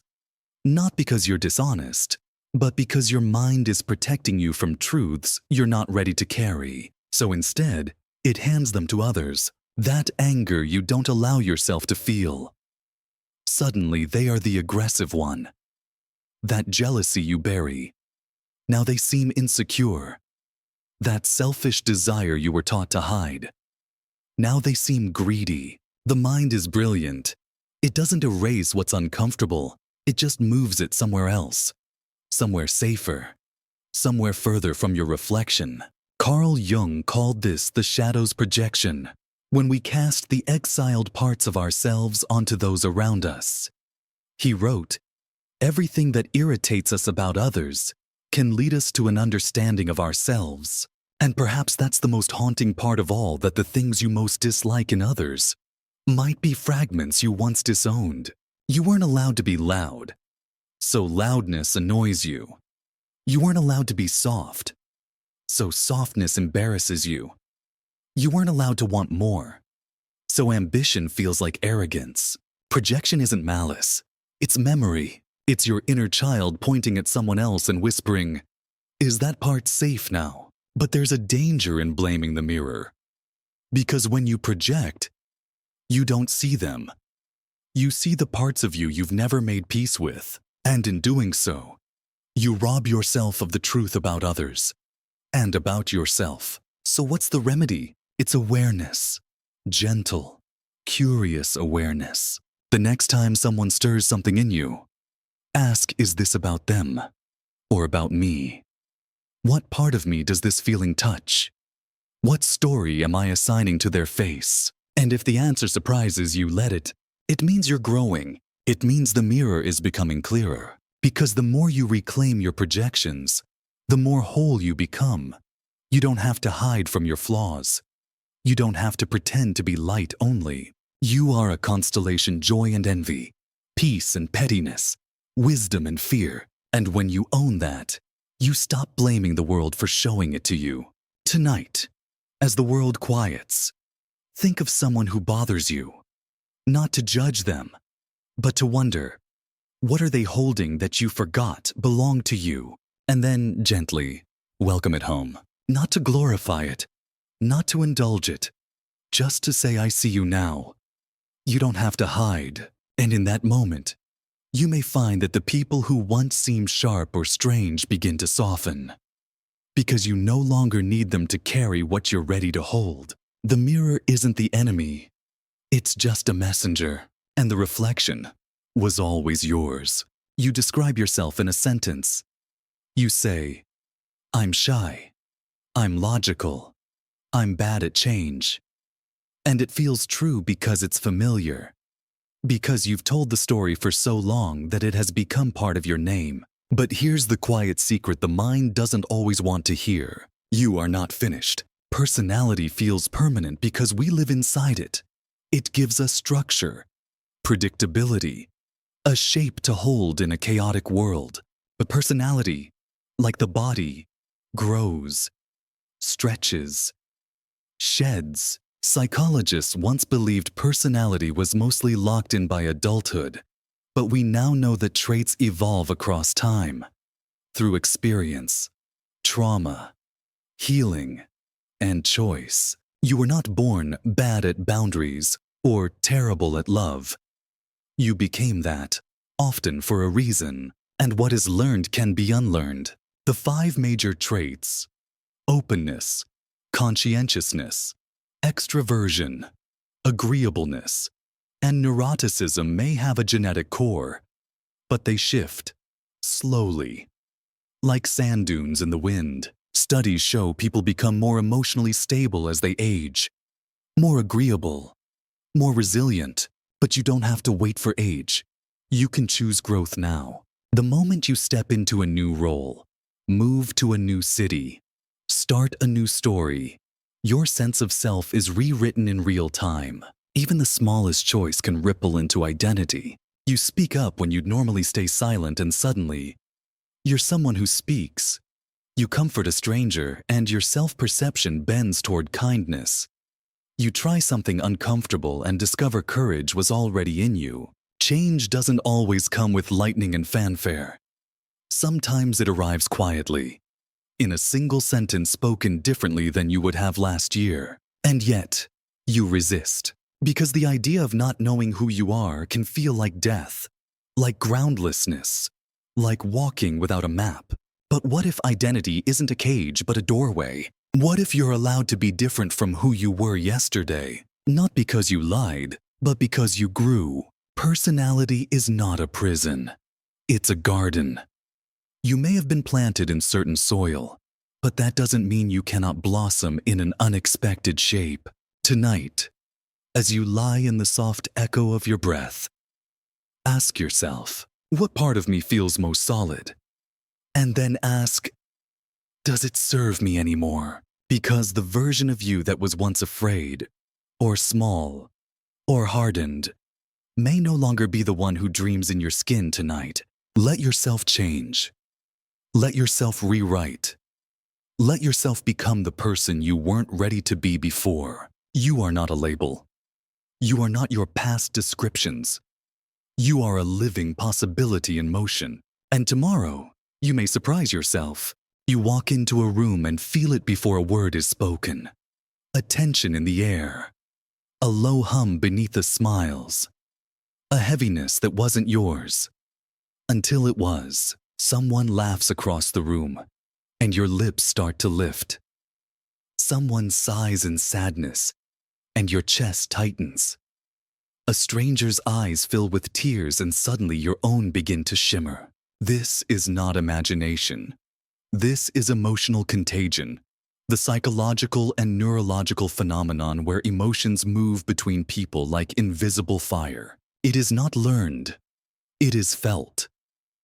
It lives in the architecture of your brain through mirror neurons, through subtle mimicry, through something older than language. When you see someone smile, your face mirrors it, even if slightly, and your mind, tricked by the motion, sends the message, we must be happy. It's empathy's quieter sibling, not a choice, a response. In ancient times, this contagion was part of our survival.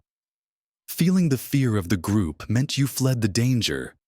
Absorbing the calm of a leader meant your body could rest. Even now, your nervous system listens to the bodies around you as if they were instruments tuning your own. It's why crowds swell with shared emotion, why concerts feel electric, why riots feel contagious.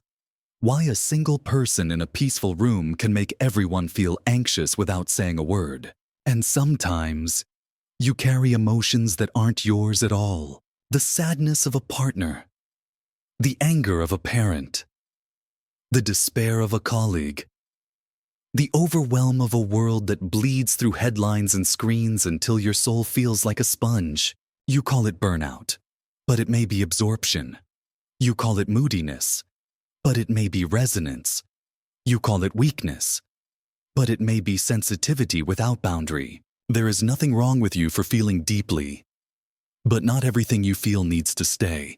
This is the medicine awareness. Ask yourself, is this mine not to deny, but to discern? Ask, did I wake up with this, or did I collect it from someone else? Ask, can I care without carrying? Because empathy without limits becomes erosion. You deserve to feel deeply and still return to yourself. You are allowed to step away from the fire and remember the shape of your own flame. Tonight, as you fall back into breath, imagine gently ringing out the day. Let the feelings flow through. Keep what's true. Release what isn't. And know this: the world needs your open heart, but it doesn't need you to carry everything. You are not a container. You are a channel. Let the emotions pass. Let them light you briefly. Then move on. You are the ember that stays, not the flame that devours. There's a door in front of you. It's closed. You've knocked before. Once. Twice. A dozen times. No one answered. So now, you don't knock at all. Not because you know it won't open, but because somewhere deep inside, you've stopped expecting that it ever will. This is the quiet ache of learned helplessness, a term first described by psychologists Martin Seligman and Stephen Meyer in the 1960s. In their experiments with animals, they discovered something haunting. When exposed to pain they couldn't escape, the subjects eventually stopped trying. Even when a way out was later offered, they didn't move. They had learned that effort didn't matter, and so they froze. Humans do this too, not with shocks or cages, but with experiences, disappointments, rejections, abandonments, the job that never called back, the apology that never came, the parent who never softened, the relationship that always felt one-sided, the systems that failed you.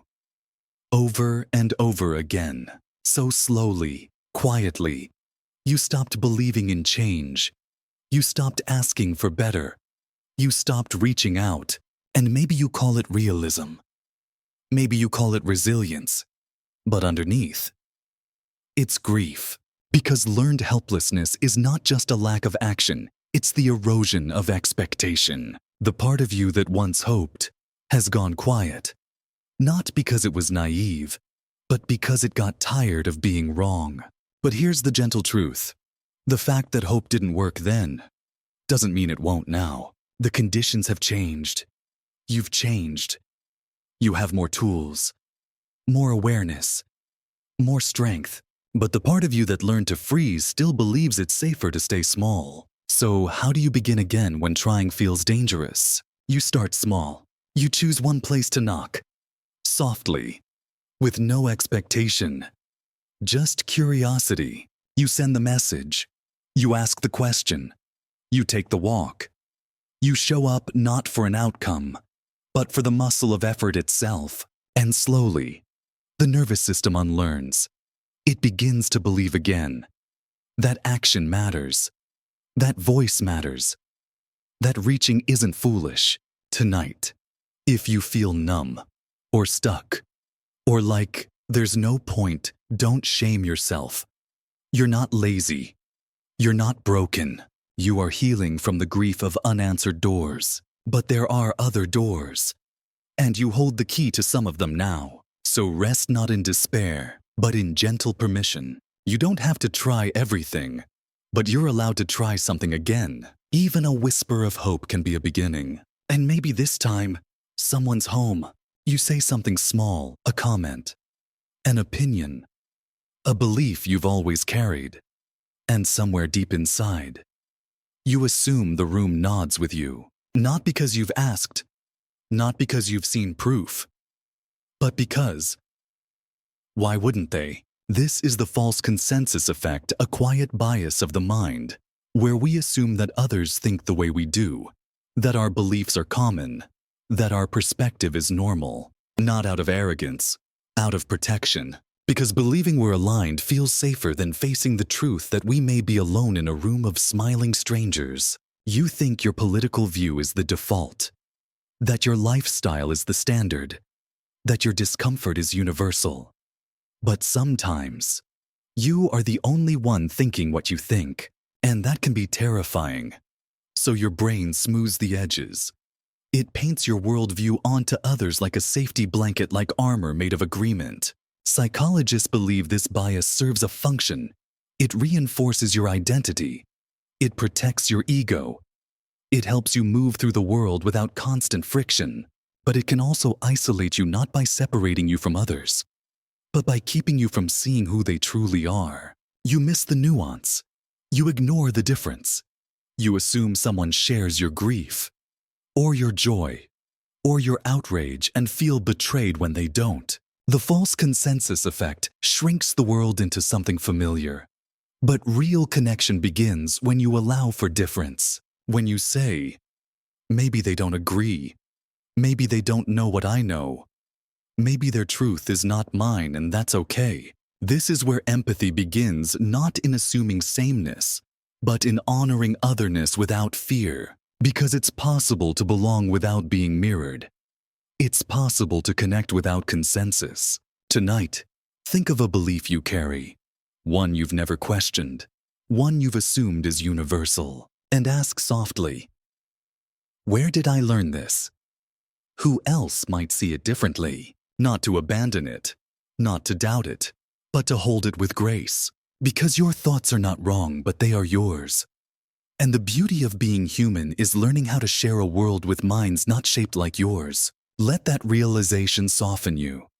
Let it make you curious. Let it loosen the grip of needing to be right. You don't have to be agreed with to be understood. And you don't have to assume that your way is the only way to feel safe. Tonight, let the imagined consensus fade, and let the real voices, messy, diverse, human, begin to emerge. They may not echo your thoughts, but they can still echo your soul. You're still thinking about it the way your voice cracked during that sentence, the awkward pause in your joke, the way you walked too fast or said too much or stood in the wrong place. It replays softly like a scene from a dream you wish you could re-edit. But no one else is watching the rerun because the spotlight isn't on you. It never really was. You may remember back in Section 8 we whispered this truth that most people are too consumed by their own mirrors to be looking through yours. But this time, let's go deeper. Because sometimes, even when you know this, the feeling won't leave. The shame lingers. The tension stays in your jaw, your shoulders, your breath. Why? Because the spotlight isn't just external. It's internal too. A light you learn to shine on yourself as a way to stay safe, to manage, to scan for danger, to prevent rejection before it arrives. Maybe you grew up in a place where being watched meant being judged, where being visible meant being evaluated. And so your mind built a stage inside itself, a constant performance for an audience that no longer exists. That's not vanity. That's vigilance. Your mind remembers when attention felt like a threat. And now it tries to protect you by preemptively reviewing every scene as if shame were a debt you could pay early. But there is no debt. And there is no theater. You are not on stage. There is no crowd. Just a person being a person. The slip-up wasn't recorded. The stutter wasn't transcribed. The moment passed, and they moved on. We're all starring in our own stories, each of us narrating quietly inside, wondering how we're perceived, while others barely glance. So what happens if you step off the stage? If you let the moment be what it was, unremarkable, forgotten, human? Shame often survives only in silence. But when it's named, When it's brought into the open, it shrinks. Tonight, as you lie in the gentle dark, notice the moment you're still holding. That flash of embarrassment, that imagined judgment, and then ask yourself, what if no one noticed? What if they did and didn't care? What if they forgot? Before I even left the room, because they did, and you're allowed to forget too. Let the spotlight dim. Let the stage dissolve. Let yourself rest as someone who is not being watched but simply breathing. No performance, no review, no echo, just you and the softness of being unseen. You say you're fine, but your chest says otherwise. You say you're upset, but what kind? Is it sorrow? Is it envy? Is it fear? Wearing someone else's coat? Language is a bridge, but sometimes we use only a few planks to span a canyon of feeling. We call everything mad, or tired, or sad, and wonder why no one understands what we mean. But what if you could be more precise? What if your emotional vocabulary wasn't 3 words but 300? This is the essence of emotional granularity, the psychological skill of identifying and labeling your emotions with specificity. It's not just poetic, it's practical. Studies by psychologist Lisa Feldman Barrett have shown that people who name their emotions with greater precision are less likely to feel overwhelmed by them. They regulate better. They recover faster. They don't just feel more, they understand more.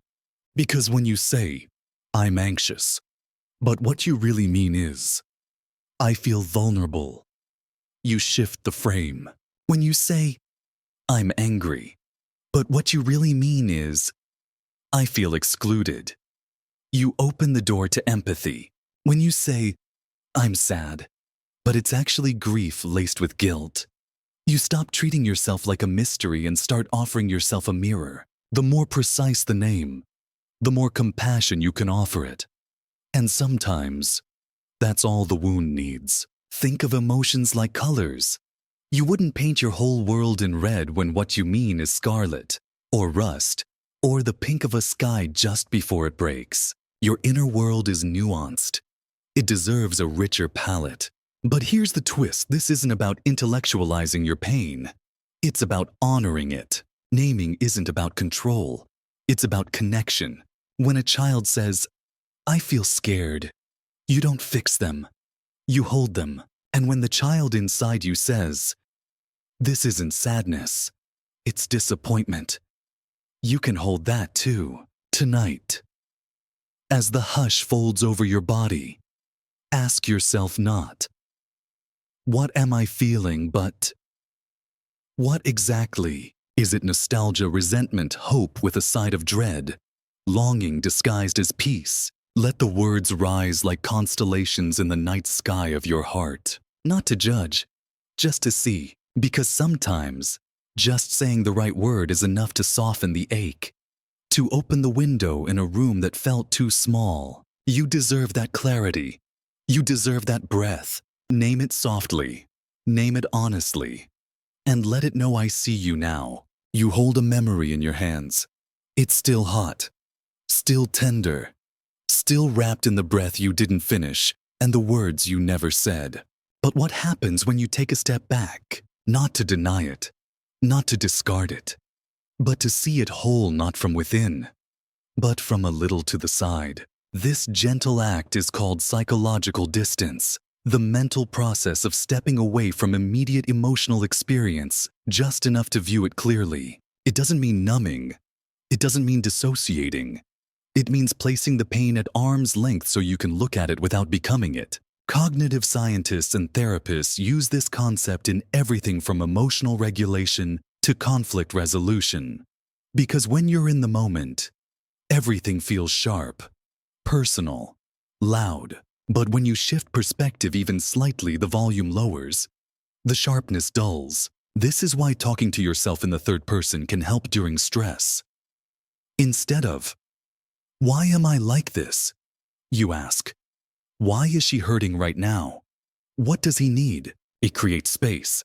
And in that space, wisdom lives. This is why journaling helps, why sleep helps, why time helps.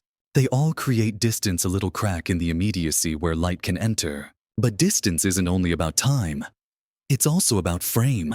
When you zoom out, your heartbreak becomes a chapter, not the whole book. Your mistake becomes a line, not the whole song. And yet, you might resist this at first, because pain has a gravity. It wants you close. It wants to be the only voice. But you can step back without stepping away from yourself. You can honor the wound without living in it. You can say, "That hurt me deeply," and also say, "It is not who I am." Psychological distance is not about coldness. It's about kindness. Imagine holding a painting so close that all you see is a blur of red. Now imagine taking 3 steps back. Suddenly, a rose, a sunset, a goodbye, same image, new understanding. Tonight, as the thoughts begin to rise, as the heart replays its aching reels, gently ask, can I step one breath further away? Not to escape, but to observe. Not to suppress, but to soften. Breathe out, and in that space between feeling and identity, place the pain gently down. Let it be what it is without needing it to be more than that. You are not the wound. You are the witness. You are the sky above the moment. And when you stand just far enough away, the pain stops shouting. It begins to speak. You're certain it happened. The hallway was blue. They wore a red scarf. You said something. They said something. You left. Heart cracked and proud.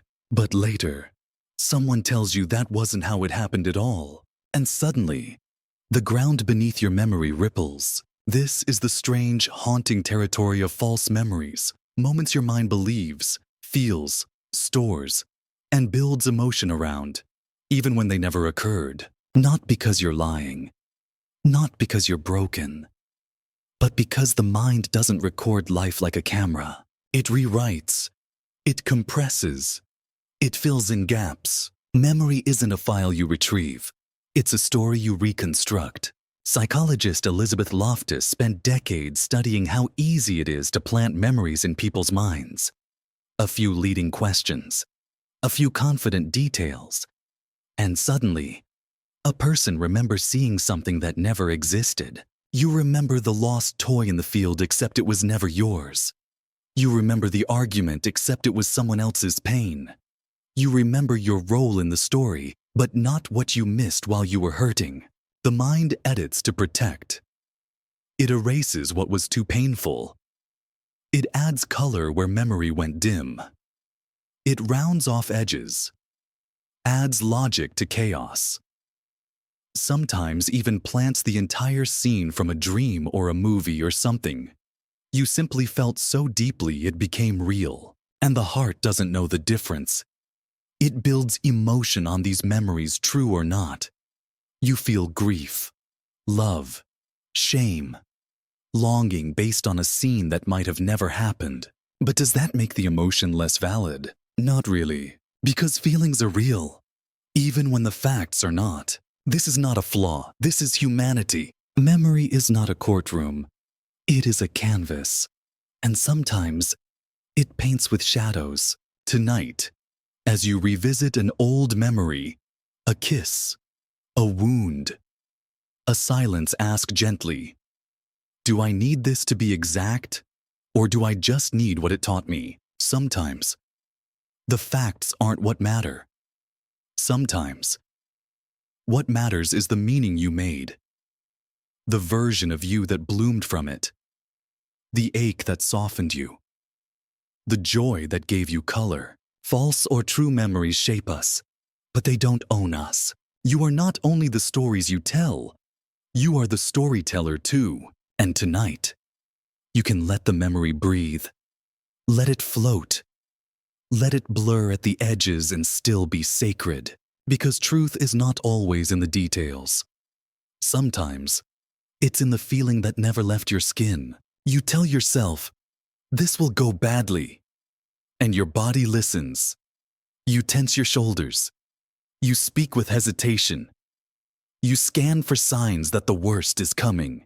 And because you've braced for the fall, you stumble right into the story you feared. This is the quiet machinery of a self-fulfilling prophecy, when a belief or expectation becomes true because you unknowingly act in ways that make it so. It's not magic, it's psychology. When you expect rejection, you close off, you speak less, you avoid eye contact, and the person across from you feels that distance and pulls away. When you assume you'll fail, you procrastinate, you give less effort, you hesitate at the edge of the task, and suddenly, you've created the failure you were trying to avoid. It's not because you deserved it. It's because belief is behavior in disguise. Psychologists have studied this for decades. In classrooms, when teachers were told a certain student was gifted, they unconsciously gave that student more attention, more patience, more opportunity. And that student who may have been average began to thrive, because expectation changed the environment. And the same happens inside you. Your expectations alter your energy, your tone, your choices, and slowly, the world shifts to match your inner weather. But here's the tender twist. It works both ways. When you expect goodness, you smile more, you try harder, you see opportunities where others see risk, and the world opens just a little. So if your fear can become prophecy, so can your hope. And no, this doesn't mean optimism will cure everything. You don't control the entire world, but you do influence the way you walk through it. And that influence is often enough to open new doors. The question is not, is this true? But, what happens when I believe this is true? Does it help you reach or hide? Does it build bridges or walls? Tonight, as you lie here, watch the story your mind is rehearsing. Notice what you expect from tomorrow, from others, from yourself, and ask softly, who taught me this story? Is it still helping me? What would happen if I expected something softer, not perfection, just possibility? You are not cursed by your past. You are not doomed by your doubt. You are the author, and sometimes you've been writing with someone else's pen. Take it back. Choose a different sentence, even if it's just a whisper, even if it's shaky, even if your hands still tremble. Say, I might be loved this time. It might go right. I might be enough, and maybe the world will lean in to meet that softness. Because belief is not just thought, it is invitation. You walk through the room carrying something heavy. It pulses behind your smile. It flickers in your hands. You're certain they can see it, this sadness, this guilt, this fear wrapped in stillness. You think your eyes give it away. You think your voice cracks too much. You think they must know. Because how could they not? But they don't. They don't know. Because humans carry a strange misbelief called the illusion of transparency. The feeling that our internal states are more visible to others than they really are. You think your shame radiates like heat. You think your nervousness is obvious. You think the pain inside you leaks through the seams of your skin. But most of the time, people aren't reading your feelings, they're guessing. And they're often guessing wrong. You're not a window. You're a mirror. And the reflections others see are mostly their own projections. This illusion was studied by psychologists like Thomas Gilovich and Kenneth Savitsky, who found that people consistently overestimate how much their emotions are noticed by others. Participants thought their lies were obvious. Their blunders were visible. Their fear was plain. But observers barely noticed. Because while you're monitoring every tremble in your voice, every flutter in your chest, every mistake you can't unhear, they are doing the same with their inner world. Everyone believes they're being watched, and no one is really looking. This isn't sad. It's freeing. It means you can speak even when your voice is shaky. It means you can blush without fleeing the room. It means you can sit in your full humanness without assuming you're being dissected. And maybe it means you have to ask for help, because waiting to be noticed is a long, quiet ache. You may be hoping someone will see the weight behind your eyes and offer to carry it, but they're not heartless. They're just not psychic. So say something. Say, "I'm not okay." Say, "I need a moment." Say, "Can you sit with me?" Let your feelings become more than internal weather. Let them become language. Tonight, as your thoughts begin to soften, let go of the fear that everyone sees your cracks. They don't, and that doesn't mean you're invisible. It just means you're safe to feel without performance. You are not broadcasting your pain. You are holding it, and you can put it down without needing the whole room to notice. Sometimes healing doesn't come from being seen. It comes from seeing yourself and saying, "It's okay that no one knows. I know."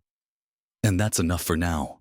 You close your eyes, but your mind keeps the lights on, not with new fears, but with old fragments, half-finished conversations, the email you didn't send, the decision you postponed, the goodbye you never gave.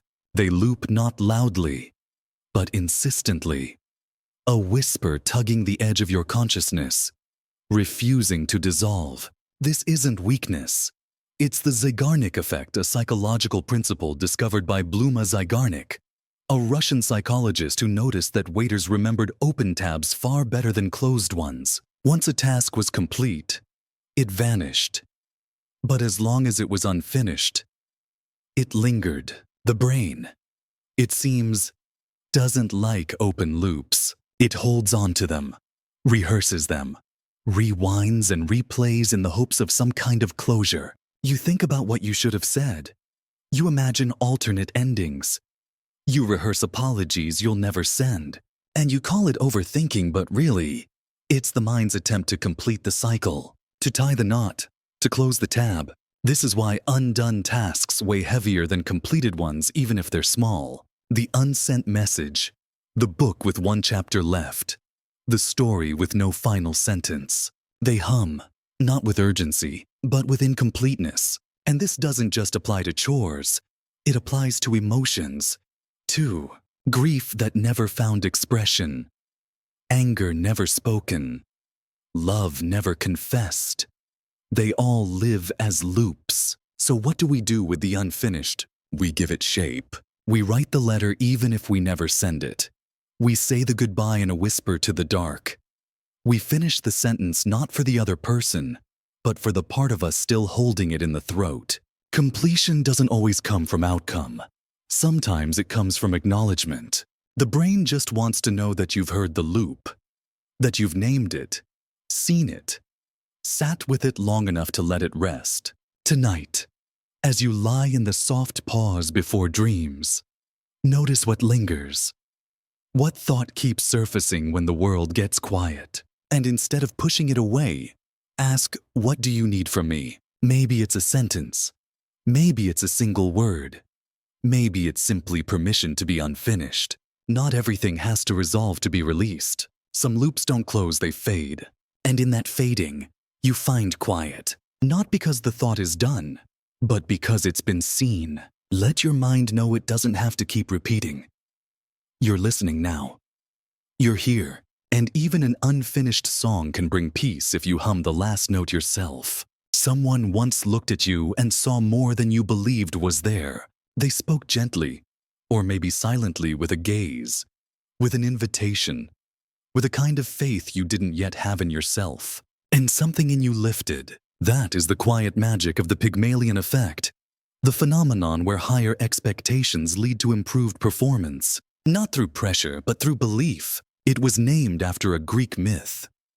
Pygmalion, the sculptor, fell in love with his own creation, a statue so beautiful. He wished it would breathe, and by some miracle, it did.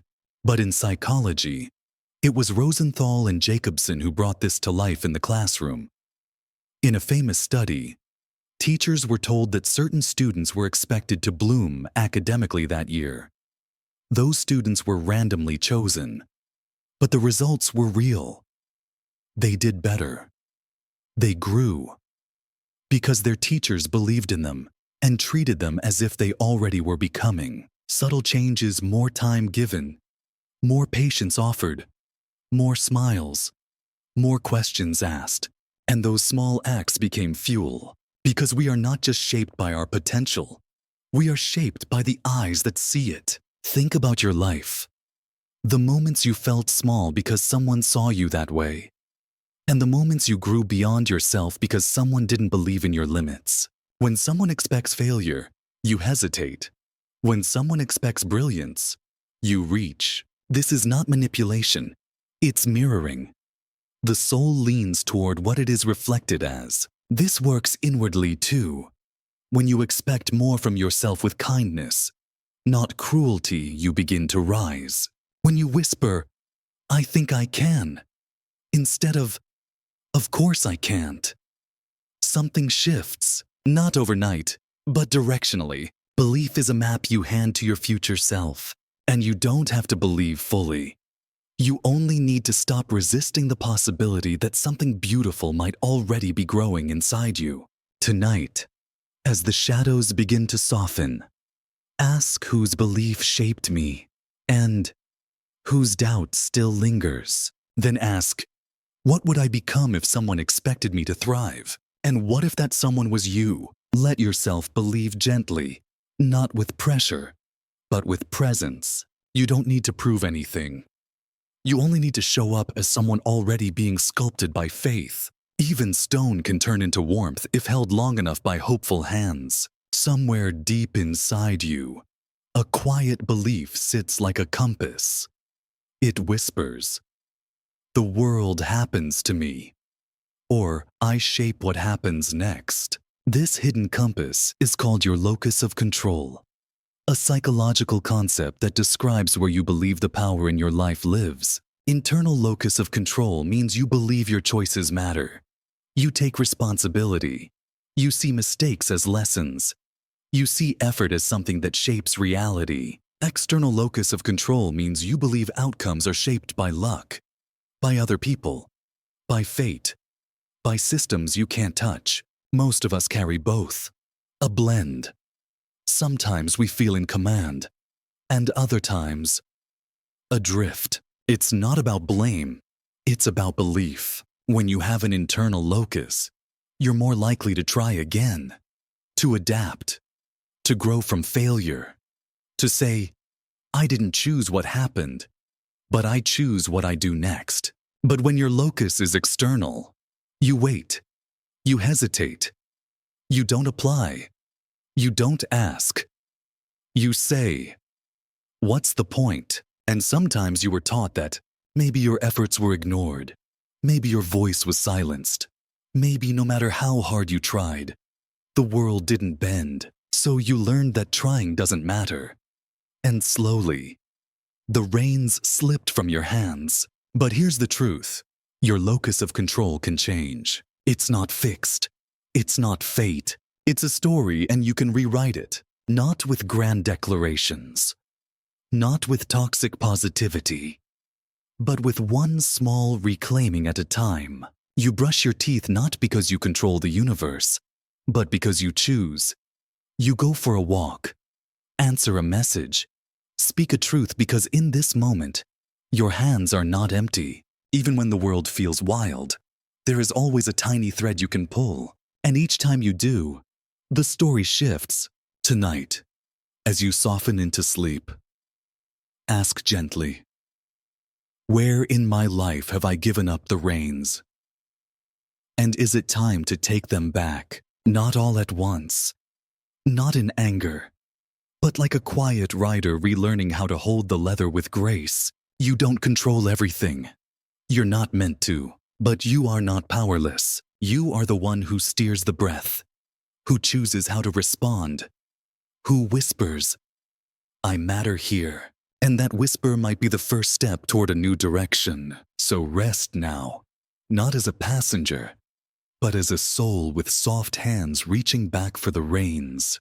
You wished for it. You worked for it. You finally arrived. The job, the relationship, the house with soft light in the kitchen. And for a moment, a flicker you felt joy. But soon, that joy quieted. The thrill dulled. The magic became background noise. And you wondered, why don't I feel happier? This isn't failure. This isn't ingratitude. It's hedonic adaptation, the psychological phenomenon, where you return to a baseline level of happiness, even after positive or negative changes in life. It means the new becomes normal. The extraordinary becomes expected. The joy you thought would stay forever finds a soft place to settle, and then vanishes into routine. It's why lottery winners often return to their original mood within months. Why heartbreak, though sharp and devastating, eventually softens into background ache. Your nervous system is built to survive change, and so it adjusts. But here's the beautiful contradiction.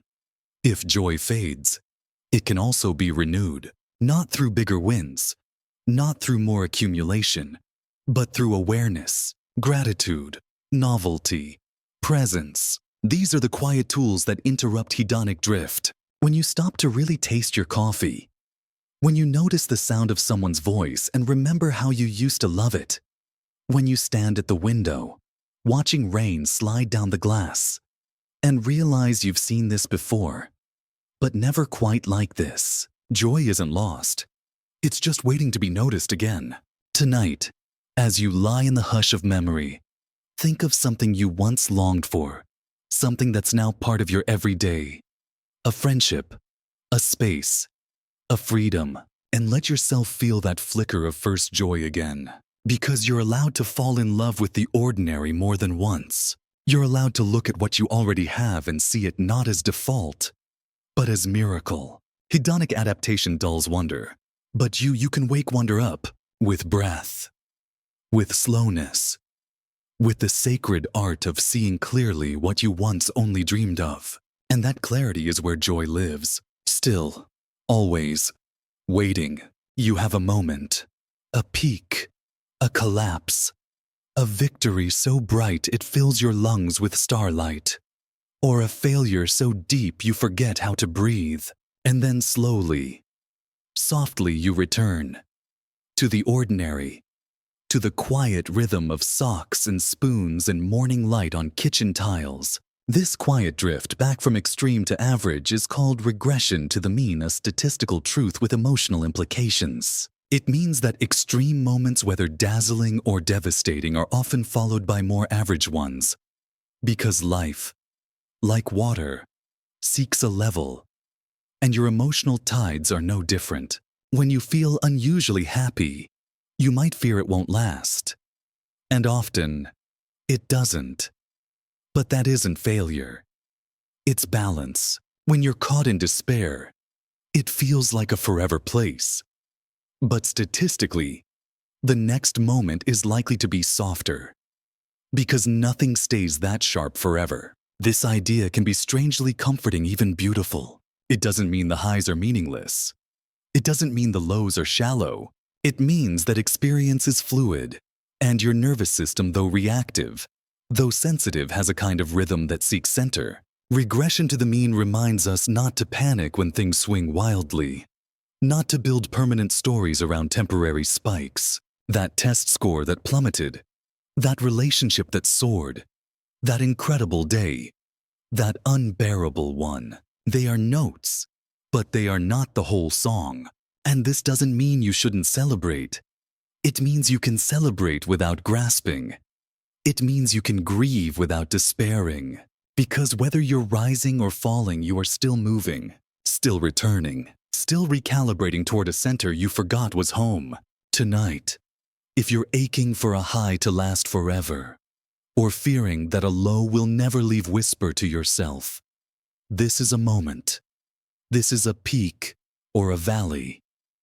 And I will return. Let your breath become that rhythm. Let it lift and fall, and lift again. Even in joy, you can rest. Even in sorrow, you can wait. Because no matter how far you swing, you are held by the gravity of your own becoming. And the middle is not boring. It is peace. You meet someone. They smile, and it's warm. They speak clearly, stand tall, or wear the kind of confidence that sounds like certainty. And suddenly, without realizing it, you fill in the rest. You assume they're kind, intelligent, trustworthy. You trust their opinion, even when they speak of things they know nothing about. This is the halo effect, a cognitive bias where our impression of one positive trait influences how we judge everything else. Like seeing a light behind them. You forget to check the shape of their shadow. Coined by psychologist Edward Thorndike in the early 1900s, the halo effect explains why we often mistake attractiveness for competence, or confidence for wisdom, or likability for honesty. It's why certain leaders are adored despite their flaws. Why beautiful people are rated as more moral. Why a single good impression can shield someone from critique for years. The mind wants to simplify, to organize complexity into a single glow. If this part is good, it whispers, then the rest must be too. But humans aren't made of single traits. They're constellations, stars and shadows, softness and sharpness, in the same breath. And the halo, when left unexamined, can cause harm.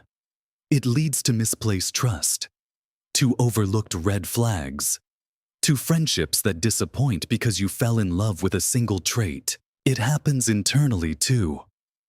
You remember the one thing you did wrong and suddenly you're not good at anything. You recall a failure and paint your whole self in the color of that one moment. But the inverse is also true. One spark of grace can light a whole corner of the soul you thought was lost. You can be many things, and so can they. Tonight, as you close your eyes, think of someone you've placed on a pedestal, or someone you've dismissed entirely.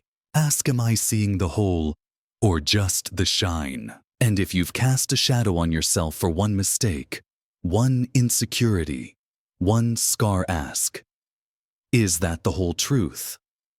Or just the loudest one? You are not one trait. You are not one choice. You are not one evening of silence or one morning of light. You are a whole, a shifting, imperfect, luminous whole. And when you see others that way, when the glow doesn't blind and the flaw doesn't define you, begin to love more honestly, more completely. Let the halos fade. Let the human emerge. And let yourself be seen that way too. You walk into a shop. You see a coat marked at $400. Too much. You think.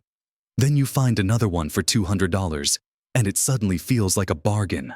Nothing changed in the coat, only the anchor. This is the anchoring bias, the psychological tendency to rely too heavily on the first piece of information we receive when making decisions, especially numbers, especially prices, especially judgments we didn't know we were making. It's not about logic. It's about impression. Anchoring doesn't just shape what we spend, it shapes how we value, how we trust, how we see ourselves. You hear someone's age, and suddenly their behavior seems mature or immature. You see a resume with a fancy degree and assume competence. You're told a person is difficult, and every word they say is filtered through suspicion. Because once the first number has been whispered to your mind, every comparison bends around it. Even your self-image is full of anchors. Maybe someone once called you too sensitive, too much, not enough. And even if you've grown, even if you know better now, part of you still compares everything back to that first imprint. The anchor doesn't have to be true to weigh you down. It just has to come first. But here's the grace: anchors can be moved. You can choose a new baseline. You can name what was false, what was planted too early, what became your normal without your consent. You can ask, is this number serving me? Is this belief about my worth based on anything real? Anchoring bias teaches us how impressionable the mind is and how quietly that impression shapes the rest. Tonight, as you lie in the soft dark, consider the anchors you've inherited, the numbers, the names, the stories. Which ones were given too soon, too carelessly, too loud? And what happens if you lift them? You don't have to believe the first thing you were told. not about others, not about yourself. You can start again. Choose a softer point to measure from, something truer, something kinder, and maybe you'll find that what once felt small was always enough. You've heard someone speak with certainty about politics, or psychology, or the universe itself. Their voice is firm, their words absolute, and for a moment, you question yourself. How do they know so much, while I still feel unsure? But what if confidence doesn't always mean understanding? Enter the Dunning-Kruger effect, a cognitive bias discovered by psychologists David Dunning and Justin Kruger, which reveals this strange truth. Those with the least knowledge often overestimate their competence, and those who know more tend to doubt themselves. It's not arrogance, it's blindness to complexity. Because when you first learn something, the surface is smooth. It feels simple, knowable, shiny, and then you go deeper, and you discover layers, contradictions, mystery. You realize how much you don't know, and suddenly, your voice becomes softer. This is the paradox of learning. Ignorance breeds confidence, but wisdom breeds humility. The graph is shaped like a valley. On the left, the beginner who thinks they're an expert. In the middle, the one lost in uncertainty. And on the right, the quiet knower who speaks with care because they've seen how deep it goes. And so, those who shout the loudest may not be the ones who've seen the most. The Dunning-Kruger effect isn't just about others, it's about you, too. There are places where you underestimate yourself because you know the complexity. You see the exceptions. You feel the nuance, and so you hold back. But don't confuse uncertainty with incompetence. Your caution might be a sign of integrity. Your hesitation might be the mark of a mind that's grown too large for easy answers. Tonight, as you lie in the slow rhythm of sleep, let go of the need to know everything, and let go of the shame of not knowing enough. Instead, trust the middle, the place where you've seen enough to be curious, where you've learned enough to be quiet, where you've grown enough to say, I'm still learning. That is not weakness. That is wisdom. And when someone speaks with certainty about something that feels infinite, listen with compassion. But remember, confidence without depth is just noise. But depth without ego is a stillness that teaches without ever raising its voice. Let that stillness be yours tonight. Let knowing mean humility. Let wisdom mean peace. You think of a moment, a face, a streetlight glowing through fog, a sentence that changed you. You believe you're remembering it, revisiting it, unchanged. But what if each time you recall it, you're not replaying, you're rewriting? This is the quiet mystery of memory reconsolidation, the neuroscience discovery that each time you retrieve a memory, it becomes malleable again. For a few hours, like soft clay. And in that softness, you change it, not on purpose, just by remembering it through today's eyes, today's emotions, today's self. We once believed memory was like a file stored away stable, untouchable. But the brain is no archive. It is a storyteller, and the story bends each time you tell it. This is why two people can live through the same event and remember it differently, not because one is lying, but because both are living in the echo of how they felt when the memory returned. Emotion colors the memory. Context rewrites the tone. New beliefs change the ending. And sometimes, this is healing. You recall the pain with more softness. You remember the betrayal and notice where you've grown. You revisit the childhood room and feel less fear, more compassion for the small self you left behind. But other times, this reshaping deepens the wound. You recall the failure and judge yourself more harshly. You revisit the goodbye and forget why you needed it, because the mind doesn't just remember, it updates. But this means you have power, not to erase the truth, but to revisit it gently, with curiosity, with care. Therapists use this very principle in trauma healing to bring up the pain in a safe space so the memory can be reconsolidated in a new emotional frame. And every time you do that consciously or not, you are not just remembering, you are rewriting tonight. As the mind begins its quiet unraveling, notice what memory arrives first. The one your heart still touches as if it burns, and ask, how am I holding this today? What would it feel like to remember this with more light, not to fake forgiveness, not to forget, but to allow the memory to soften around the edges, to let the child be seen, to let the pain be honored and then reshaped by time, by healing, by love. Because your memories are not stone. They are streams flowing through the person you're becoming. And you are allowed to change the story by how you choose to hold it. Tonight, let one memory bend gently, not in erasure, in grace. You're not the same person who lived it. So why should the memory stay the same? You lived it, the trip, the relationship, the year that stretched like a dream or a slow unraveling. But when someone asks, how was it, your answer isn't the average of every moment. It's the peak and the end. This is the peak end rule, a psychological shortcut your brain takes when forming memories of past experiences. It was first described by Daniel Kahneman, who discovered something strange.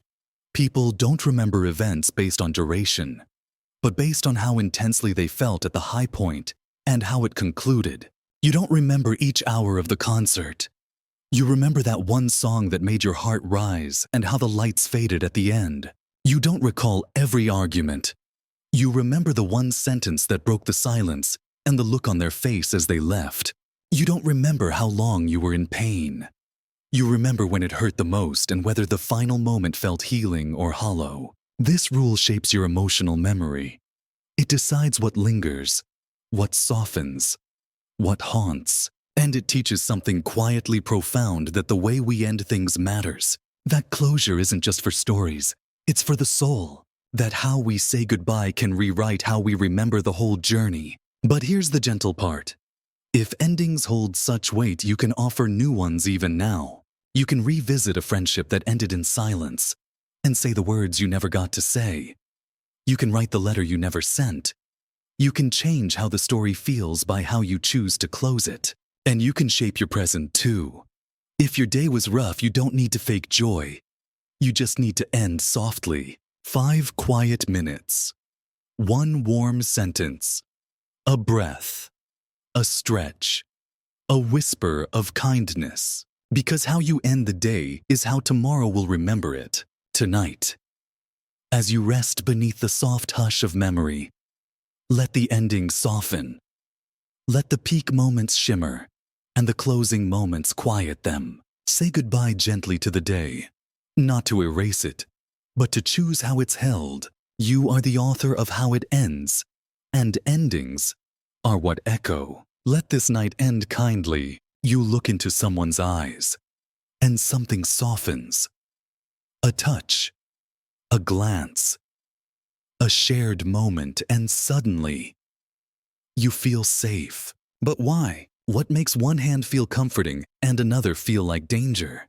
What makes one voice melt the noise inside your chest? Some of it is history, some of it is story, but some of it is chemical. Meet oxytocin, often called the love hormone, the cuddle chemical, or more truly, the molecule of trust. When you hug someone, hold hands, make love, or even gaze long enough into kind eyes, oxytocin is released in your brain, not as fireworks, but as warmth, as soft permission to let your guard down. Oxytocin deepens connection.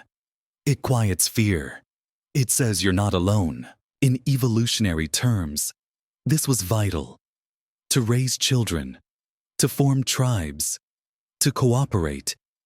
Humans had to bond, and the body built that bond in molecules. But it's not just about romance. It's not even just about people.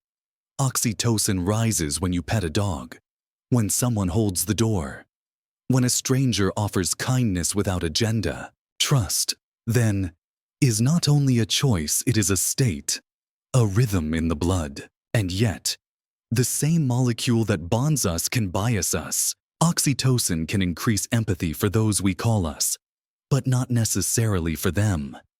It's selective, like love itself. So how do we use it wisely? We slow down. We become aware of how quickly our biology forms attachment. We understand that safety isn't always love, and love isn't always safe, but also we lean into it, because in a world full of guarded glances and digital distance, oxytocin is a gentle reminder that you are built to connect. Tonight, as your breath deepens, recall someone who once made you feel completely at ease. It may have been brief. It may have been years ago. Let that memory rise. Let the chemistry echo, and feel even in solitude that trust can be remembered, reawakened, rebuilt. You are not made to be alone in your bones. There is science behind your softness, and the molecules agree you are safe to love. You've been here before.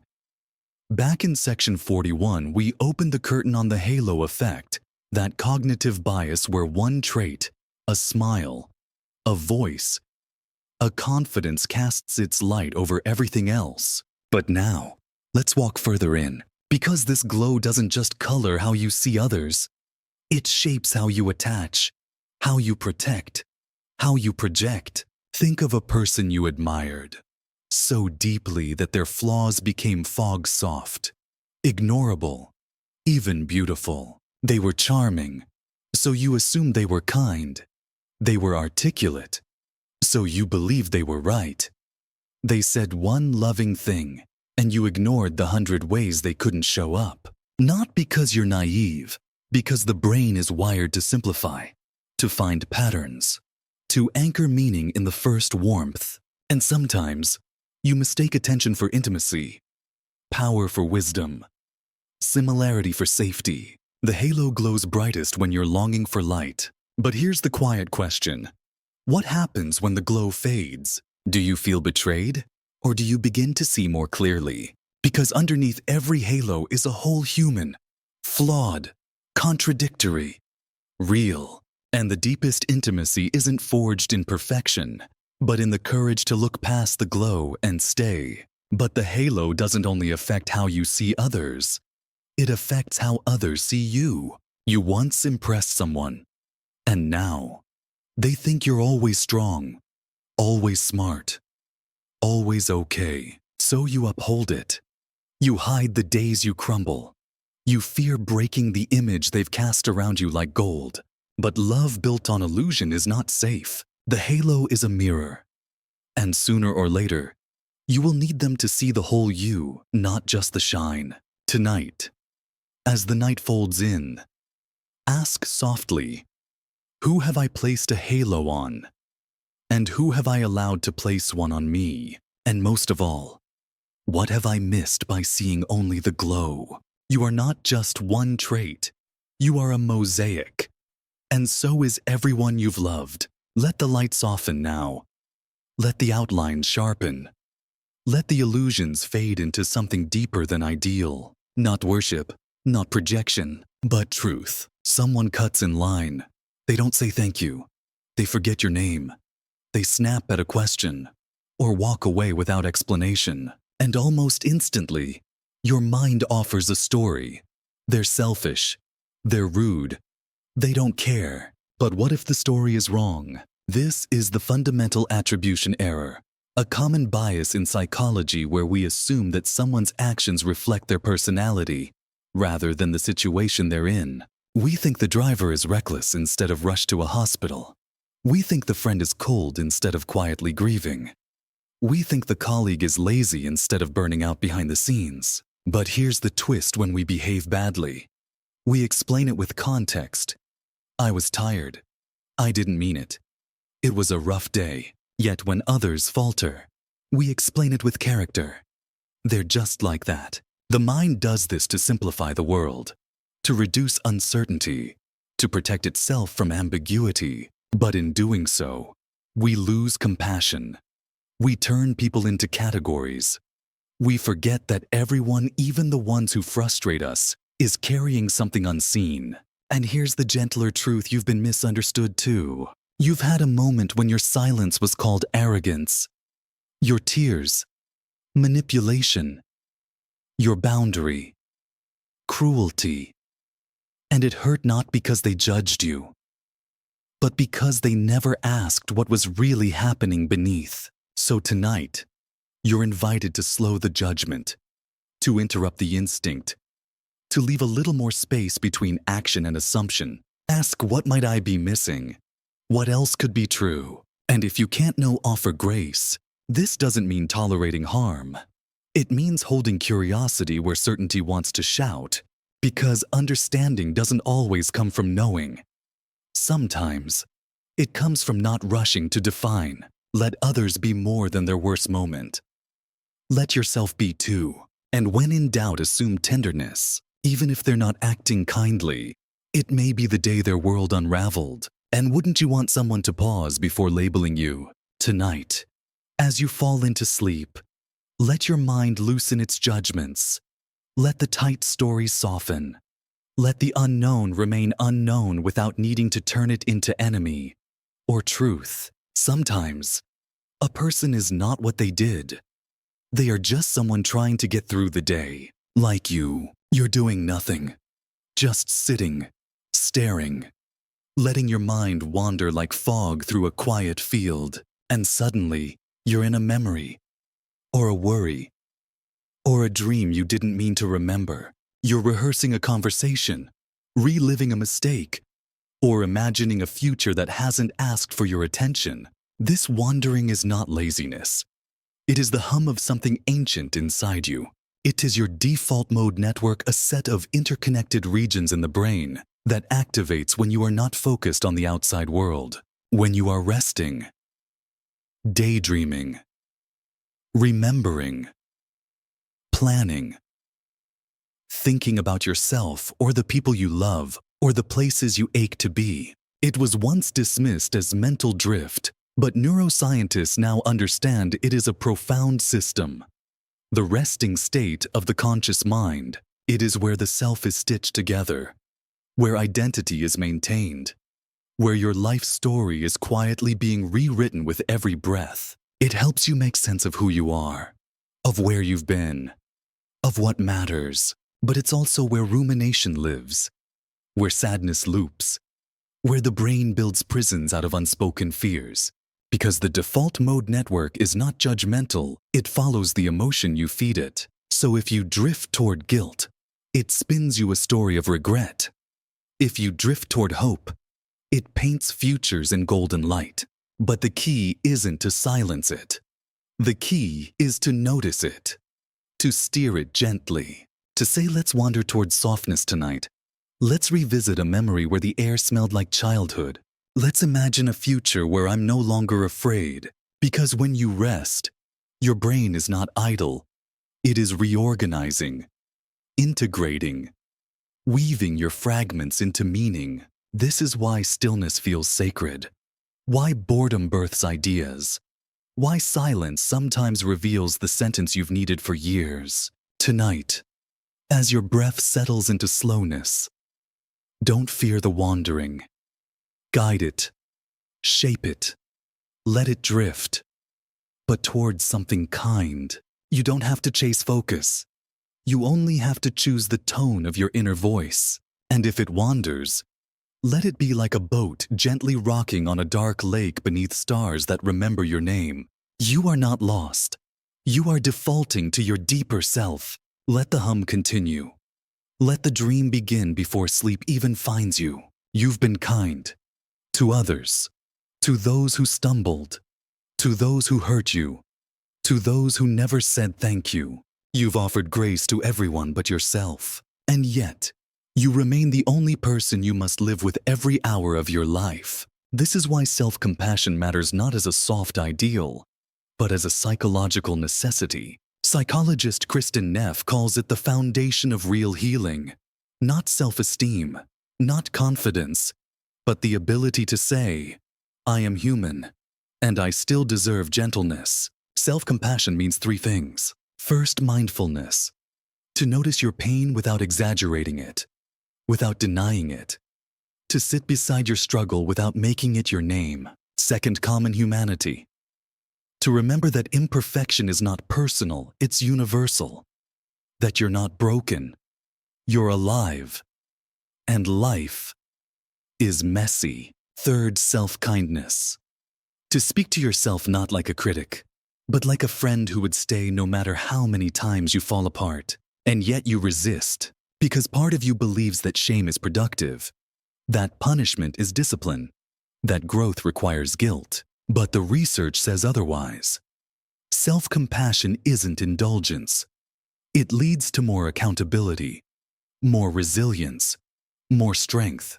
Because when you believe you're still worthy after failing, you try again. When you believe you're still lovable when grieving, you keep reaching. And when you speak gently to the voice in your head that always says not enough, you begin to quiet the war that was never yours to fight. Tonight, you've walked through 49 ideas.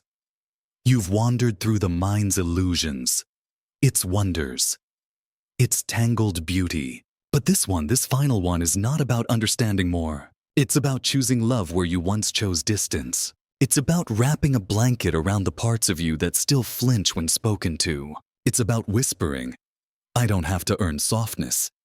It is already mine. Let this be the final truth you carry into sleep. You are not a problem to solve. You are not a project to finish. You are not behind. You are here. You are tired. You are doing your best. And that is more than enough.